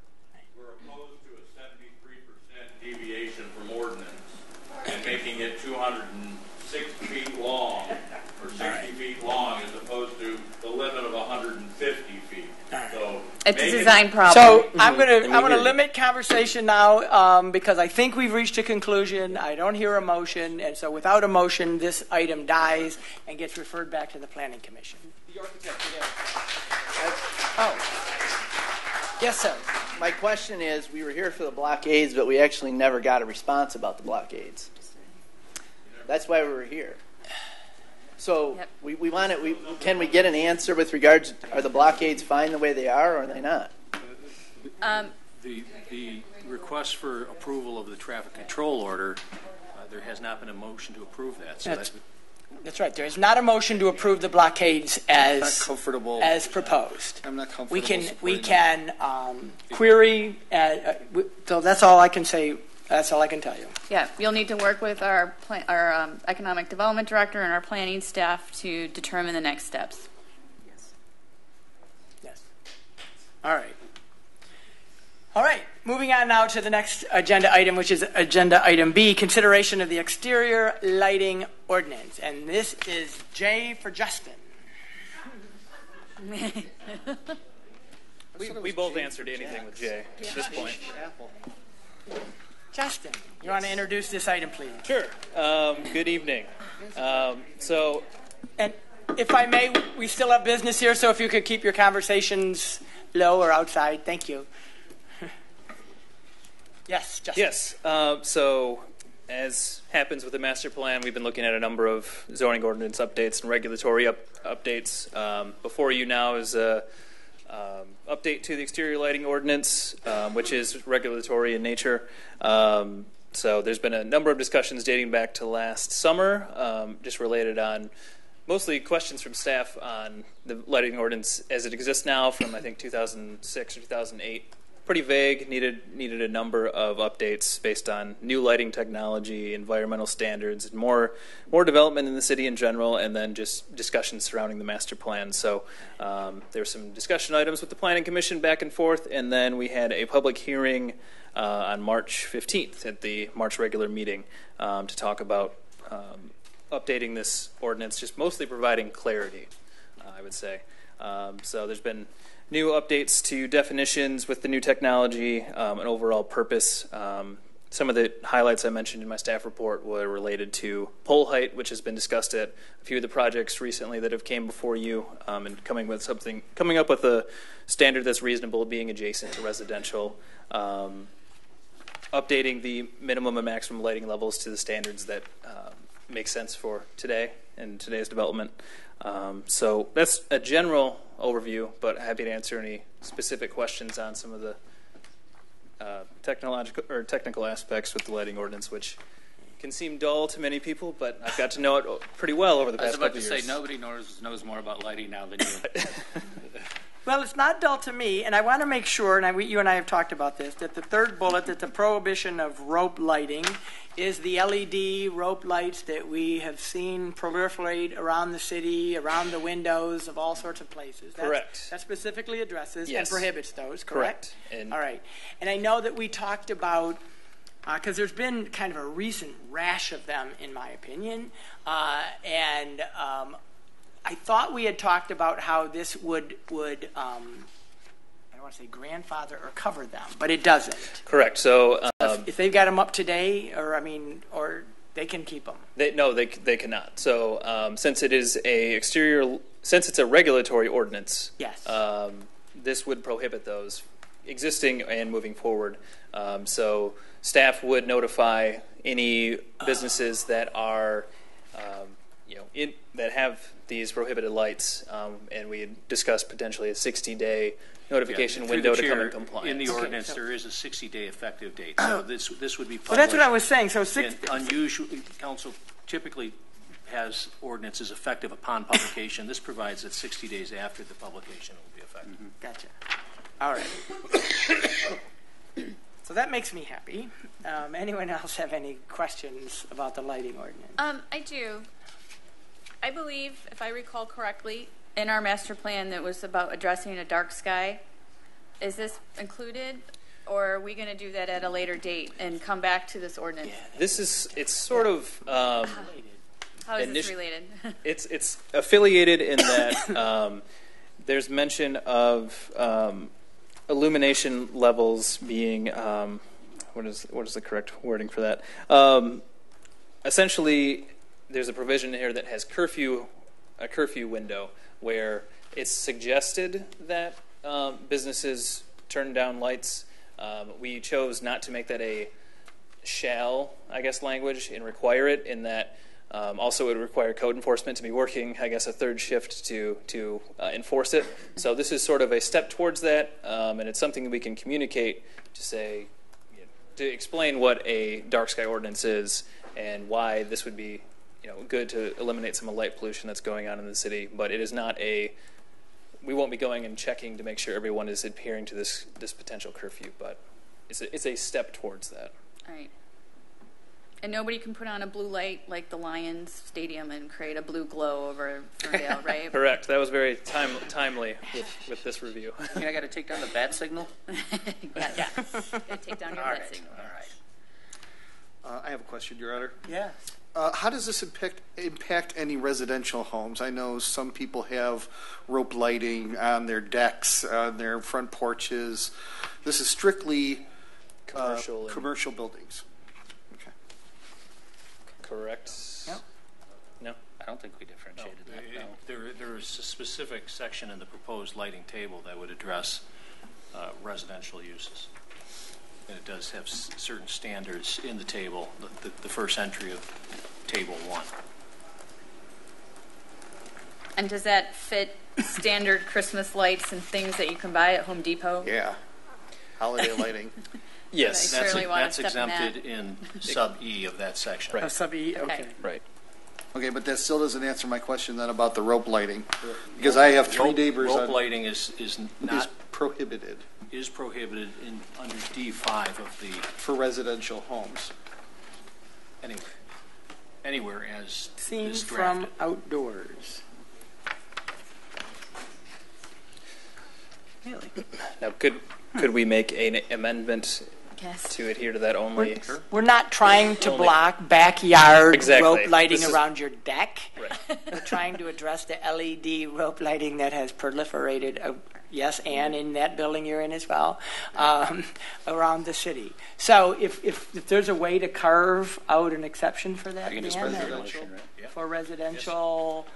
I don't want to limit it to backyards because I have friends that do their porches, inside their. If I may, let me make a motion with that amendment and see if it fits everybody's needs. Okay, sure. I would like to move that City Council approve the R1, R3, MXD1, MXD2 text amendments with the findings that are in the packet, excluding rope lighting in residential structures. Excluding rope lighting. Oh, never mind. That's the wrong one. Hang on. Oh my God, I'm batting 1,000 today. Just take the motion was much shorter than that. Actually. Yeah, I'm sorry. Here, let me try and do it. Do you have it? I hope I have it. There we go. Thank you. Okay, then I'm I would move instead that the City Council approve the exterior lighting ordinance amendment with allowing rope lighting in residential structures. Support. Moved by Martin, supported by Leaks May. Now, any other comments, discussion? That's a good catch. We're not trying to do that. I was going to say my neighbor can thank me later. She'll never know. Any other discussion? All right, Marnie, would you call the roll, please? Councilmembers Piana? Yes. Leaks May? Yes. Martin? Yes. Polika? Yes. And Mayor Coulter? Yes, thank you. That item is adopted. Thank you, Justin. The next item is item C, consideration of master plan text amendments. And you're also doing that one? Yes, I'll be up here for a few items, all related to the master plan and all these a number of revisions and changes to ordinance. So you'll probably in future meetings see a few more of these. But also at the March regular meeting, we discussed some changes in the spirit of accommodating more housing choice, as we've mentioned already tonight and in a few other meetings, specifically across some residential districts and mixed-use districts. Generally, the updates would cover the R1 single-family residential district to essentially clear up some inconsistencies and address some nonconformities. So a minimal increase of some density per acre that would allow for there are some areas in the city where essentially if you were to I think Leroy Street is an example from when we were doing our analysis, but essentially if you were to measure an acre around certain portions of the street would be in non-conformance because there are, I think as it stands now, there's 10 units in an acre, and the ordinance only allows 9. So kind of tweaking the ordinance a bit to address some minor items like that. Updating the R3 district, so that would allow, the R3 district is actually called single/multiple family residential. If you know the R3 districts in the city, there are a number of our single-family homes, detached homes in those districts. Right now, those aren't permitted uses. For whatever reason, in the 2008 update, those were taken out. This would put that as a permitted use. Also, decreasing the minimum lot width, which would allow for essentially more walkable development and a little bit more living space in that district. And then finally, updates to the mixed-use districts. We found over time that obviously people were pretty excited about areas like Livernois and Hilton, and especially with some of the road improvements we've done there, adding more bike infrastructure and slowing down traffic. A lot of interest, but a number of those developments found issues with the zoning ordinance, and staff did as well, that really limited what could be done in some of those districts. So that's why you see some of the vacancies and some of the old buildings that are still there without additions. So this height increase would allow for more walkable development. If you look at sort of the ideal ground level retail heights that you're looking for, what that developers are looking for, and businesses to get increased rent. Ideally, retail is about 14, 15 feet in height. Also in residential, more developments now, I think the standard used to be 8 feet for floor height. Now you're seeing more interest in doing 10 to 12. So when a lot of projects came forth, they were essentially hindered by the ordinance, and it kind of limited the walkable nature that we're trying for on places like Hilton and Livernois. So allowing that height would allow for a little bit more vertical use, but also just higher quality ground level retail, which I think is something that's pretty key for those districts. So also would allow some other housing typologies that we've kind of mentioned as well. So there was a public hearing held at the March meeting. A few residents did come and had some questions about R3, and we were happy to tell them that actually if this ordinance update was approved, permitting the existing single-family home, you could actually do some of those expansions that you've been looking forward to. So I think it got a pretty good reaction at the Planning Commission. So I know that kind of gets into some of the technical details, but happy to answer any more questions about that. Do people have questions for Justin? No. Again, the Planning Commission was supportive. Unanimously? I believe so. Yes. Yeah. Justin, just because this is not my area of expertise, but can explain to me how decreasing the minimum lot width from 40 feet to 33 feet assists in encouraging better development? Sure. Seems like a very skinny lot to me, but what kinds of units are we talking about here? Sure. Well, I think in R3, as the ordinance stands now,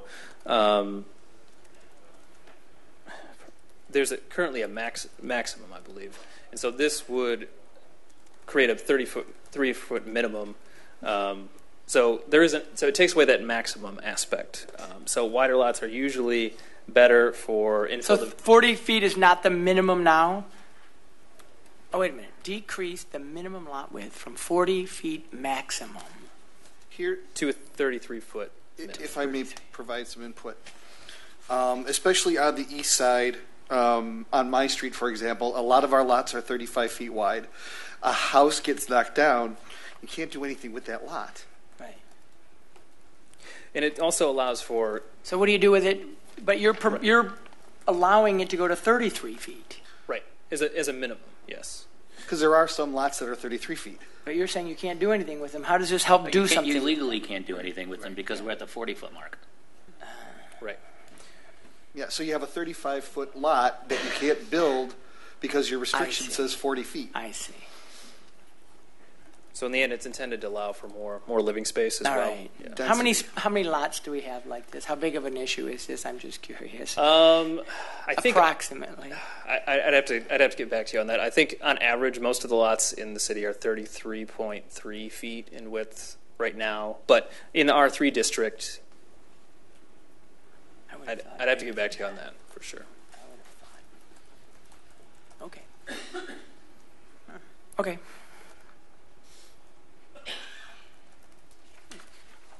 Any other questions? If not, a motion would be in order. I believe I already made the motion. I don't believe you did. No, that was the one I read last time, yeah. Last time. I'll move that the City Council approve the R1, R3, MXD1, and MXD2 text amendments with the following findings outlined in the packet. Support. Moved by Martin, supported by Polika. Now, any other discussions or questions? If not, Marnie, would you call the roll, please? Actually, I guess my only concern is, yeah. Now we're approving this change here. This was sent out as public notice, correct? So for zoning, because zoning we text just had an amendment. issue earlier Sure. about people complaining that we. So zoning text amendments are required to be noticed, but it is not a mailing sort of notice. It is a mailing newspaper and on the website. So so in the local newspaper, posted 15 days plus in advance. Okay, thank you. No problem. Okay. Got that on record. All right, Marnie, would you call the roll, please? Council members Leaks May, Yes. Martin, Yes. Polika, Yes. Pieta, Yes. and Mayor Coulter. Yes, thank you. That item is adopted. Now, moving on to item D is the consideration of an R3 district rezoning at Bermuda and Woodward Heights. Yes. So this is sort of connected. This was also discussed at the March 15th meeting. A public hearing was held. Must have been a long planning commission meeting on Those the 15th. things are going till midnight, I'll have you know. So we might go to 2 a month, maybe. We need to double your pay on that, Tell you what. commission there, Dan. Yeah. So that was noticed as well. In this instance, it was noticed through a mailing and through the paper and on the website because 36 parcels were part of part of this decision. So in the master plan, the future land use map was updated, which kind of sets the guide. Doesn't instantly change the zoning, but essentially sets the guide going forward for what land use could be in that area generally. Thank you. So this corridor essentially mostly on Bermuda Street between 10 Mile and Woodward Heights. A few parcels on Mapledale and Woodward Heights would be included as well as north of Woodward Heights. But essentially, those districts right now are classified as parking, which was one of the goals of the master plan, to reevaluate any parking district, as well as R1, the R1 districts in this area, changing that from R2 R3 single/multiple family. So again, this is to encourage more of a greater mix of housing types and that diversity we've been talking about. R3, the permitted use list covers everything from apartment buildings to duplexes, and now single family homes based on your approval moments ago. So the public hearing was held March 15th. We did notify the property owners that would be considered for these 36 parcels. Most of the questions were related to the ordinance you just approved, ordinance text amendment that you just approved. So this would encourage development on that outer ring. It's essentially meant urban residential is the future land use category that this falls under. It's meant to be a transition. So when you think of Bermuda, it's kind of a mostly industrial type area. So this provides some different housing types, but also kind of a buffer from the residential that's kind of that inner ring there. And I guess I should ask, and probably should have asked at the last one, is there anyone from the public here that wants to address council on either of these that are affected property owners? Or I can make a comment. You have to stand up to the mic. In regards to lessening the width of the property, in our business, we've run across quite a few homeowners in the area that have this extra lot that they'd love to sell, but it's not a buildable lot. So now it becomes an opportunity for them to either sell and get more money and move to a larger house, or something like that. So there are quite a few properties that may not be listed currently because they're privately owned by residents, but now that they may be able to parcel it out. Yep, okay. Good point. Thank you. All right, so are there any comments, questions of council? If not, a motion would be in order.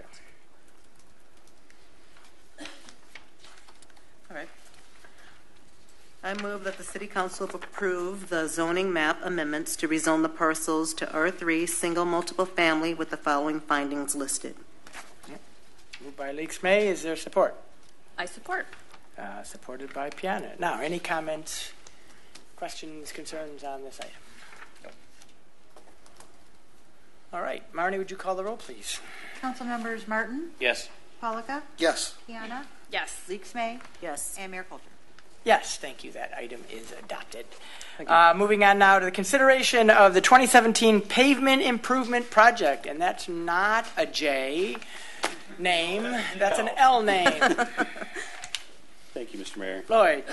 As part of the 2017 pavement improvement plan, the city developed plans and specifications for significant improvement to the road system, including 4.5 miles of roadway resurfacing, 10,000 square feet of sidewalk and ramps, 14,000 linear feet of curb, drainage structure improvements, pavement markings, and other miscellaneous work. This was publicly bid. 5 bids were received. The low bid was $3,348,351.10 from Florence Cement, a union company that's been in business for some time, has worked here in the city in the past, and done excellent work. It's my recommendation that council approve the low bid. But not the company that did it last year? No. No. Gotcha.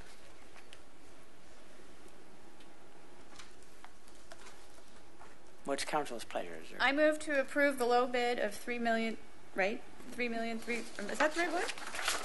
The $3,348,351.10 of Florence Cement Company perform the 2017 pavement improvement project, and that the DPW director be authorized to execute the contract contingent upon city attorney approval of the bonds and insurance. Support. Moved by Piana and supported by Martin. Any discussion? When do we expect it to begin this year, Lloyd? We haven't had our pre-con yet, subject to council's approval of low bid, but I would expect it to start sometime maybe the middle to the end of May. I have a question for Boyd. Was there a particular reason the contractor from last year wasn't used? Did they just come in at a higher bid, or they were not the low bidder? Okay. But we also felt that that it would be wise to try someone else. Okay. A public bid, and Florence is has a very good reputation. That's not to besmirch the previous company, but we felt that possibly some things could have gone a little smoother. Okay. Thank you. We would certainly invite them to bid again. And I would just point out for any residents that are listening that live on North Pinecrest, that street, which many people think is long overdue, is on the schedule for 2017. As a bicyclist, I would concur that street is pretty bad. So is South Pinecrest. Well, yes, but not as bad as North Pinecrest. I know. So happy to see that on the list this year. Absolutely. Thank you, Lloyd. All right, there is a motion and a support. Any further comments? No. All right. Marnie, would you call the roll, please?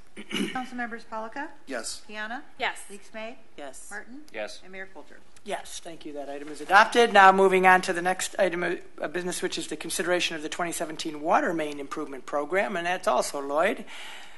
And Mr. Mayor, the bid that's before you tonight is for 3,500 linear feet of 8-inch water main replacement.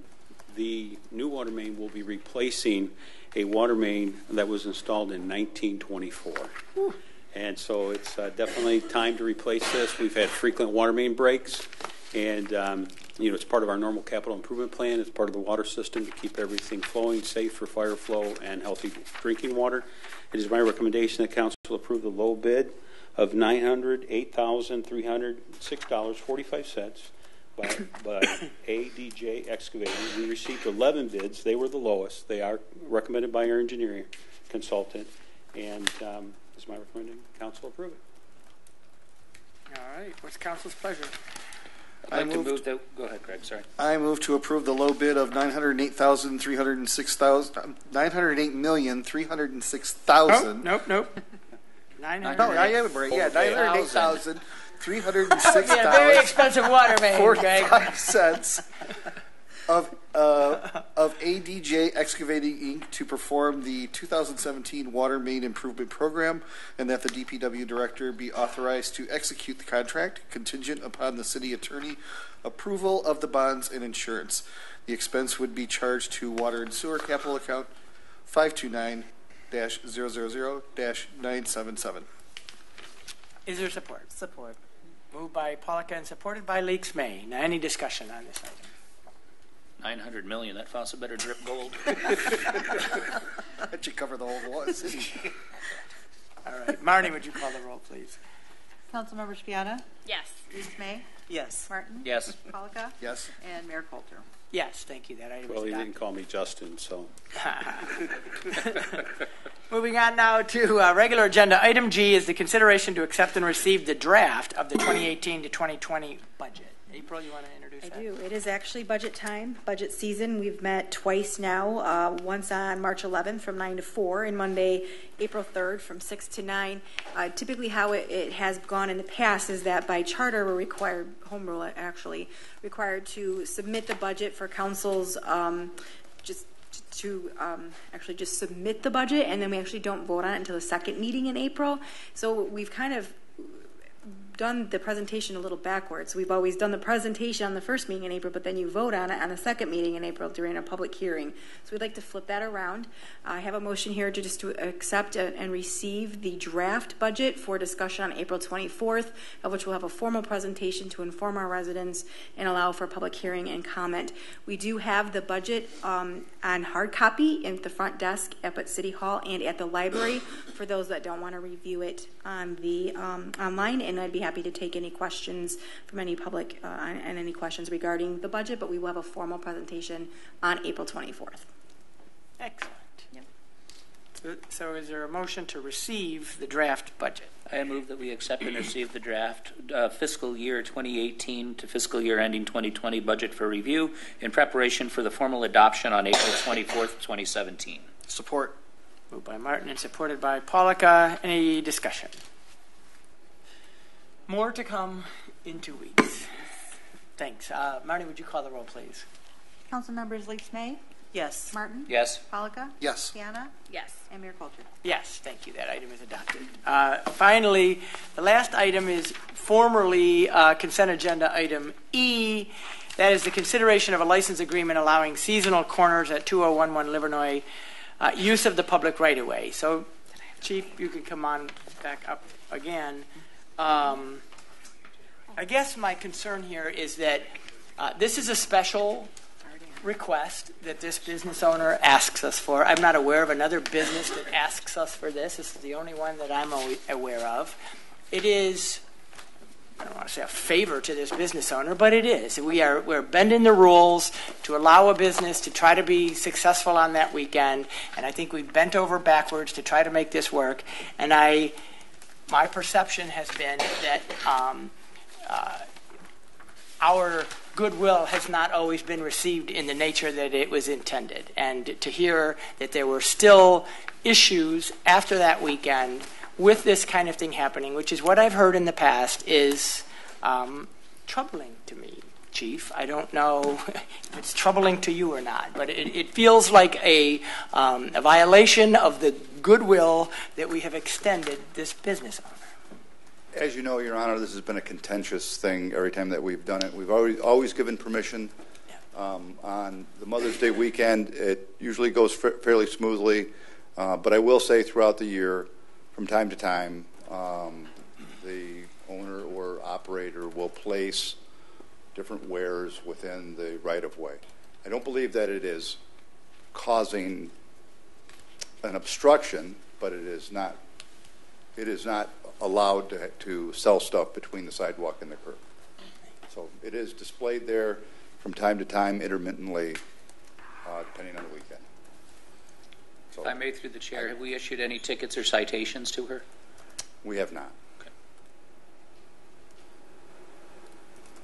So my feeling is there's no business owner in town that's more aware of the rules and regulations around that sidewalk and what she's allowed and not allowed to do. And so for me, I'm done. I'm not voting to approve this year. Maybe that will send the message that we want you to abide by the ordinances of the city.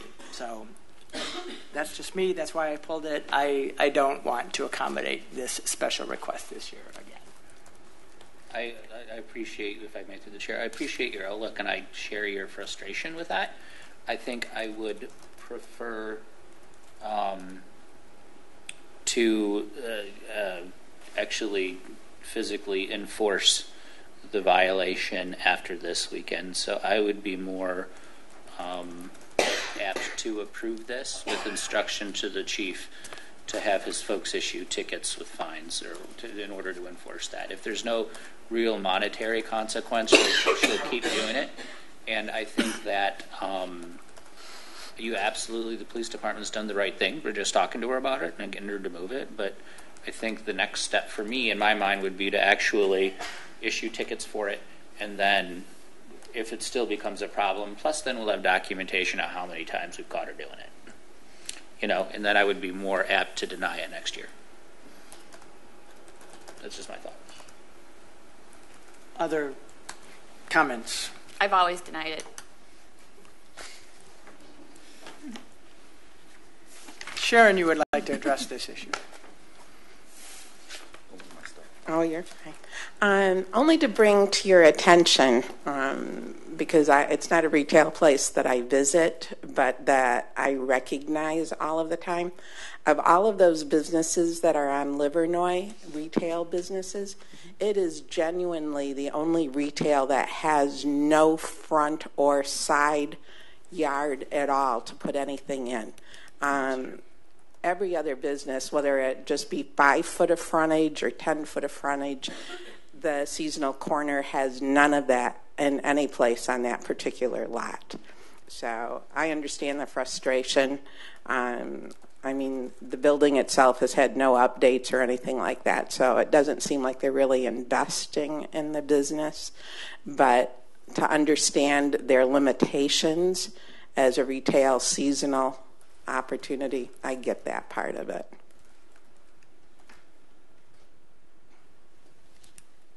This has come up every year since I've been on council. Every year. Every year, and so I feel like we've really tried to make accommodations through staff working with the owner, and I'm at the point now we are carving out rules for one business owner, and it's become unfair to everybody else. Well, I would like to say a few words in that. When my first year on council, I noticed that this request hadn't actually come to council for a couple of years because there were a number of issues, and Carlotta didn't submit it, and I actually went to her and encouraged her to submit it, that I would support it, and I would encourage my fellow council members to support it. All right. That first year, I received a number of responses from police officers that said that she had violated the item, repeatedly after that weekend. And one of the issues was there was a claim that when her delivery comes, she has nowhere else to put it but on the easement, and that she has to spend the day then getting that material into her store. And then the other side of the argument is the truck arrives at 8 a.m. and the items are still there at 6. So I feel like it's been a game. That's exactly how the last couple of years. And so I understand your side, Mayor, but I also understand Councilman Martin's point, is that maybe we should allow the process to continue forward this year and monitor it a little more strongly. My only issue with that more is strongly. The alternative is to spend more police resources, more time, more effort to do that. And I just feel like we've spent enough of our good police officers' time, and they have better things to do than chase down her pots and plants in the right of way. I'm just. I think, if I may, through the chair, I think that's a point well taken.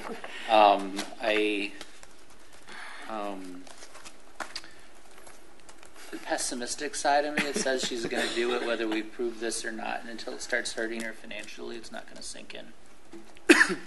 Hurting's the wrong term, but penalizing her for the work, I just don't think it's going to sink in. I mean, she's got a couple tickets to pay off. Maybe she'll get the point. Maybe. Well, this is my first time here. Oh, it is. So, that's right. That's right. For this particular situation, I have to agree with Councilman Martin, and just to, if there's violations, to be ticketed and bring it back next year. Now I'll know better. I'll be more versed. Fair enough. Because now I'm aware of it. All right. Well, I'll move to grant permission to use the city the right-of-way adjacent to 111 or 1011 Livernois, located between the improved roadway and the existing sidewalk at 1011 Livernois Seasonal Quarter, for the purpose of exhibiting goods, wares, and merchandise for sale from the 8 a.m. on Friday, May 12th until 7 p.m. on Sunday, May 14th, to the extent that the said merchandise, goods, and wares are displayed on the median only, and that the ability of pedestrians to navigate the sidewalk is preserved, and contingent on Carlotta Cardenas executing the attached license agreement on behalf of Seasonal Corner, with additional instruction to the police department to strictly enforce outside of the parameters we just approved. Support. Moved by Martin and supported by Leaks May. Any other discussion or comments? All right. Marnie, would you call the roll, please? Council members Martin, Yes. Polika, Yes. Tiana? No. Lisa May? Yes. And Mayor Coulter? No. That item is adopted. Thank you very much. Moving on now to call to council. All right, Chief, since you're already up there, anything for the good of the community from the police department this evening? Just very simply, Your Honor, this April 15th coming up is our next Coffee with a Cop. It's going to be at Treat Dreams from 1 to 3 p.m. And we invite the public to come and tell us what we're doing wrong and tell us what they're doing right and hug us, but don't hit us. So we'll be there. We'll be there, and Sergeant Brown is starting that effort. This will be the second one. So what time is that at? 1 to 3 p.m. 1 to 3. Great. Wonderful. Where at again? I'm sorry. Treat Dreams. Treat Dreams. Okay. Our other chief, also known as Birthday Boy, Chief Sullivan. Happy birthday, sir. Today or yesterday? Yesterday. All right, a day late, but happy birthday, sir. Thank you very much. Anything for the good of the community from the fire department?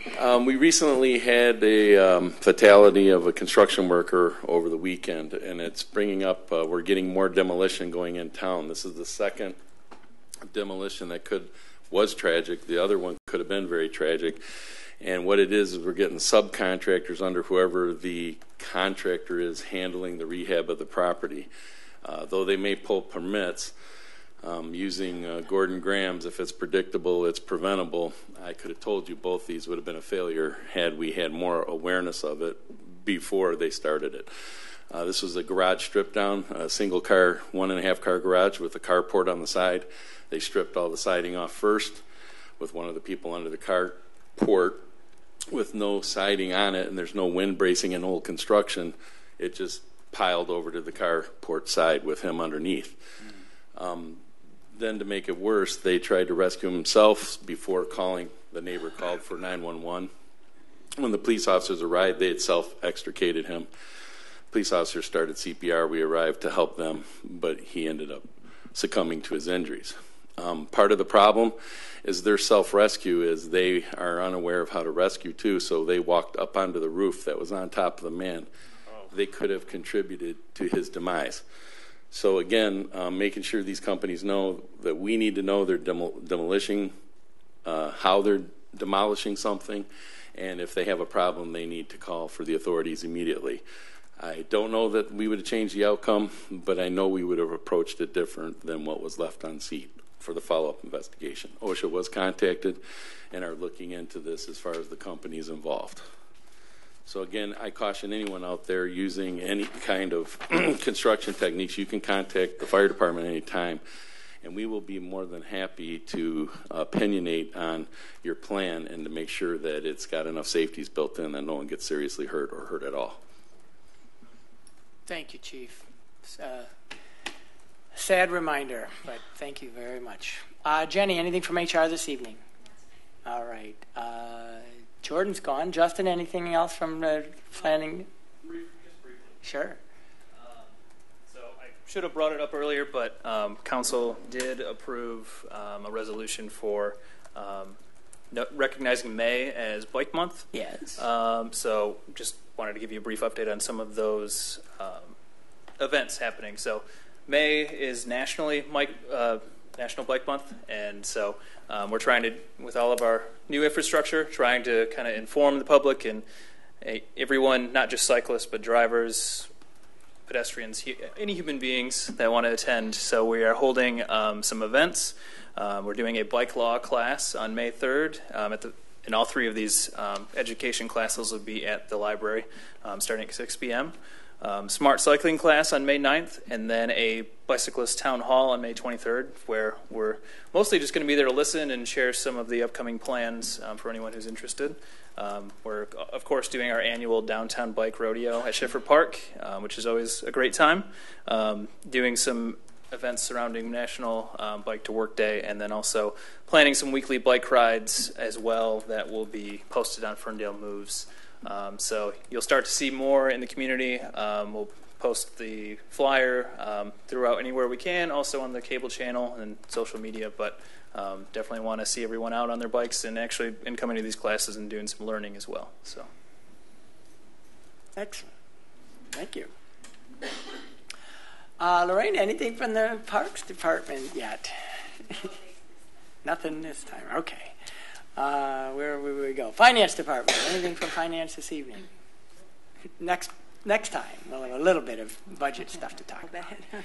Kara, community and communications and community engagement. Excuse me. Yes. Yes. So spring is here, and that can bring an uptick in rat and rodent activity, or at least reports about rat and rodents. So I'm pleased to say that we are officially this week launching Rat Chat. You're pleased about Hey, that, are you? don't laugh. It got an award. Right. Yeah. So, Rat Chat's actually the first official, fully formed and launched program that came out of the University of Michigan Citizen Interaction Design program. So this began with students after they spoke with residents and did a whole bunch of research. It's a really cool program. We and the students heard from residents and business owners that the process of having to call code enforcement, leave a voicemail, wait for the response, go through the process could be kind of cumbersome. So Rat Chat is purely a texting service, and basically all you have to do is text the word rat or anything to 248-206-3149, and it will automatically pull you through the process. Immediately you'll get a response and ask you, have you seen a rat? Have you seen evidence of a rat? As well as several other questions. All you have to do is auto-populate numbers and respond, and it will walk you through the whole process and then send out your information directly to our code enforcement department to log. Could you repeat the phone number? Yes, absolutely. It's 248-206-3149. So it saves time on code enforcement's end, certainly saves time for residents. Obviously, for anybody who doesn't text or would prefer not to text, you can continue to call City Hall or contact our code enforcement officer, Adam Loomis, and he will be happy to talk to you in person, walk you through the process just as we always have. But this will provide a faster experience for the people who are interested in it. So we'll have information's already up on our website under the news, and we've got plans for social media, for cable, for a full communication plan starting this week and launching through the next month. So if you have any questions, let me know. Excellent, thank you. Let's see, Lloyd. Anything else from DPW? For those residents that may be wondering whether trash will be delayed in any way because of Good Friday, it will not. Normal refuse, curbside refuse pickup will continue as typically scheduled. Also, residents in the coming weeks may notice Davy Tree out evaluating public trees, primarily the street trees in front of their homes. That is just part of the city's ongoing urban tree canopy study. And what they do is they evaluate the trees for disease, work that needs to be done, and all those reports come back to the city for the city's tree crew to respond to. Excellent. And yard waste, Lloyd? Is well underway. Already started. Normal trash day. Okay. Yeah. Normal trash day is already started. Okay. I got that question this weekend because it was so beautiful. Mm-hmm. All right. Have I missed anybody? Marnie, anything from the county clerk's office? Nothing tonight. The city clerk's office or the county clerk's office. All right. April, anything from the city manager's office? Not tonight. All right. Dan? Nothing this evening, Your Honor. All right. Councilman Martin. Yeah, I'd like to remind folks that grant applications for the Ferndale Community Foundation are due by the end of this week.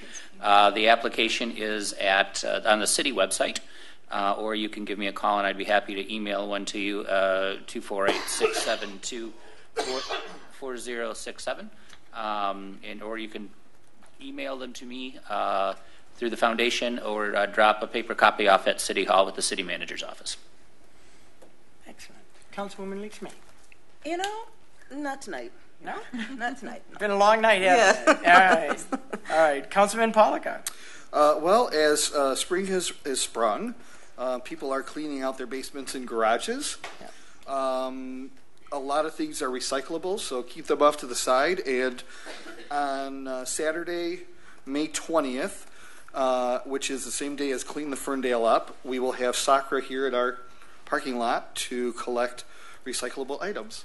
Things that you're not really comfortable putting out at the curb, but can actually come to City Hall that day and drop them off. Oh, good. Great. Mayor Pro Tem Piana. Just real quick, I've heard a couple rumblings from folks over near Hilton that DTE's repair of the street, of putting it back into the same high-level quality that they received the street in order to do construction, is not up to par. And so I was hoping you could address how the city is working with DTE to put the street back to the quality level that the city had it paved. Actually, as part of the planning process, the city's engineers and DPW and planning department has been trying to work with DTE as far back as 2 years ago to coordinate the schedule. What happened is that the federal timelines for the funds had to be spent by and committed by X date. Although we did work with DTE, their plans were not farther enough along to work with our timeline. And so they actually have been very cooperative, and they intend to replace it in new condition. We had some meetings with the city manager as well, and to make sure that the city of Ferndale did not get harmed in any way. But other than putting up with the construction itself, which has taken much longer than expected due to some weather conditions, but also some utility conflicts. But I checked into that actually today, and it's expected that sometime in another few weeks they should be done. The most difficult portion of the work has been completed: some utility crossings, railroad crossing, that sort of thing. Just to clarify, too, in talking to DTE, there might be a delay before they fully repair it because they're going to do it at the same time they're repairing other locations. So it will go back. We are on it to ensure that by the time the project is over, that it meets our standards. And what's the expectation of the timeline? They didn't really say. I think they're having some. Yeah, we haven't been notified of that yet. I don't know if Justin, you have anything additional. They owe us when they're going to be done. Yeah. We can certainly follow up on that. Okay. I think there is an end date. All right. Thank you. Anything else? All right. Just a couple of things. I want to thank the folks that came out tonight in support of the mixed-use parking development project. And I'm going to reiterate what I said earlier, which is our goal is really to get good information out to the public, and that group in particular has been very helpful with that. I would reiterate what Joe said earlier, that you can go to parkferndale.com to get the latest information.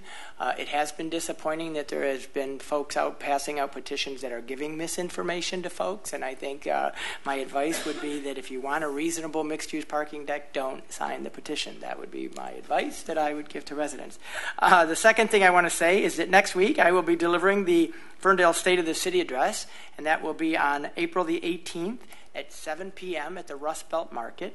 The public is invited to watch that speech over at the Rust Belt at 7 o'clock. But if you can't make it, I know that it's going to be recorded and shown on public access television, and I think it might even be, I don't know, maybe Facebook Live or something. Kara's works in other ways to communicate that. So a lot of good information about what's going on at the city will be delivered in that. So if you get a chance, tune into the State of the City address on April the 18th. And with that, our meeting is adjourned.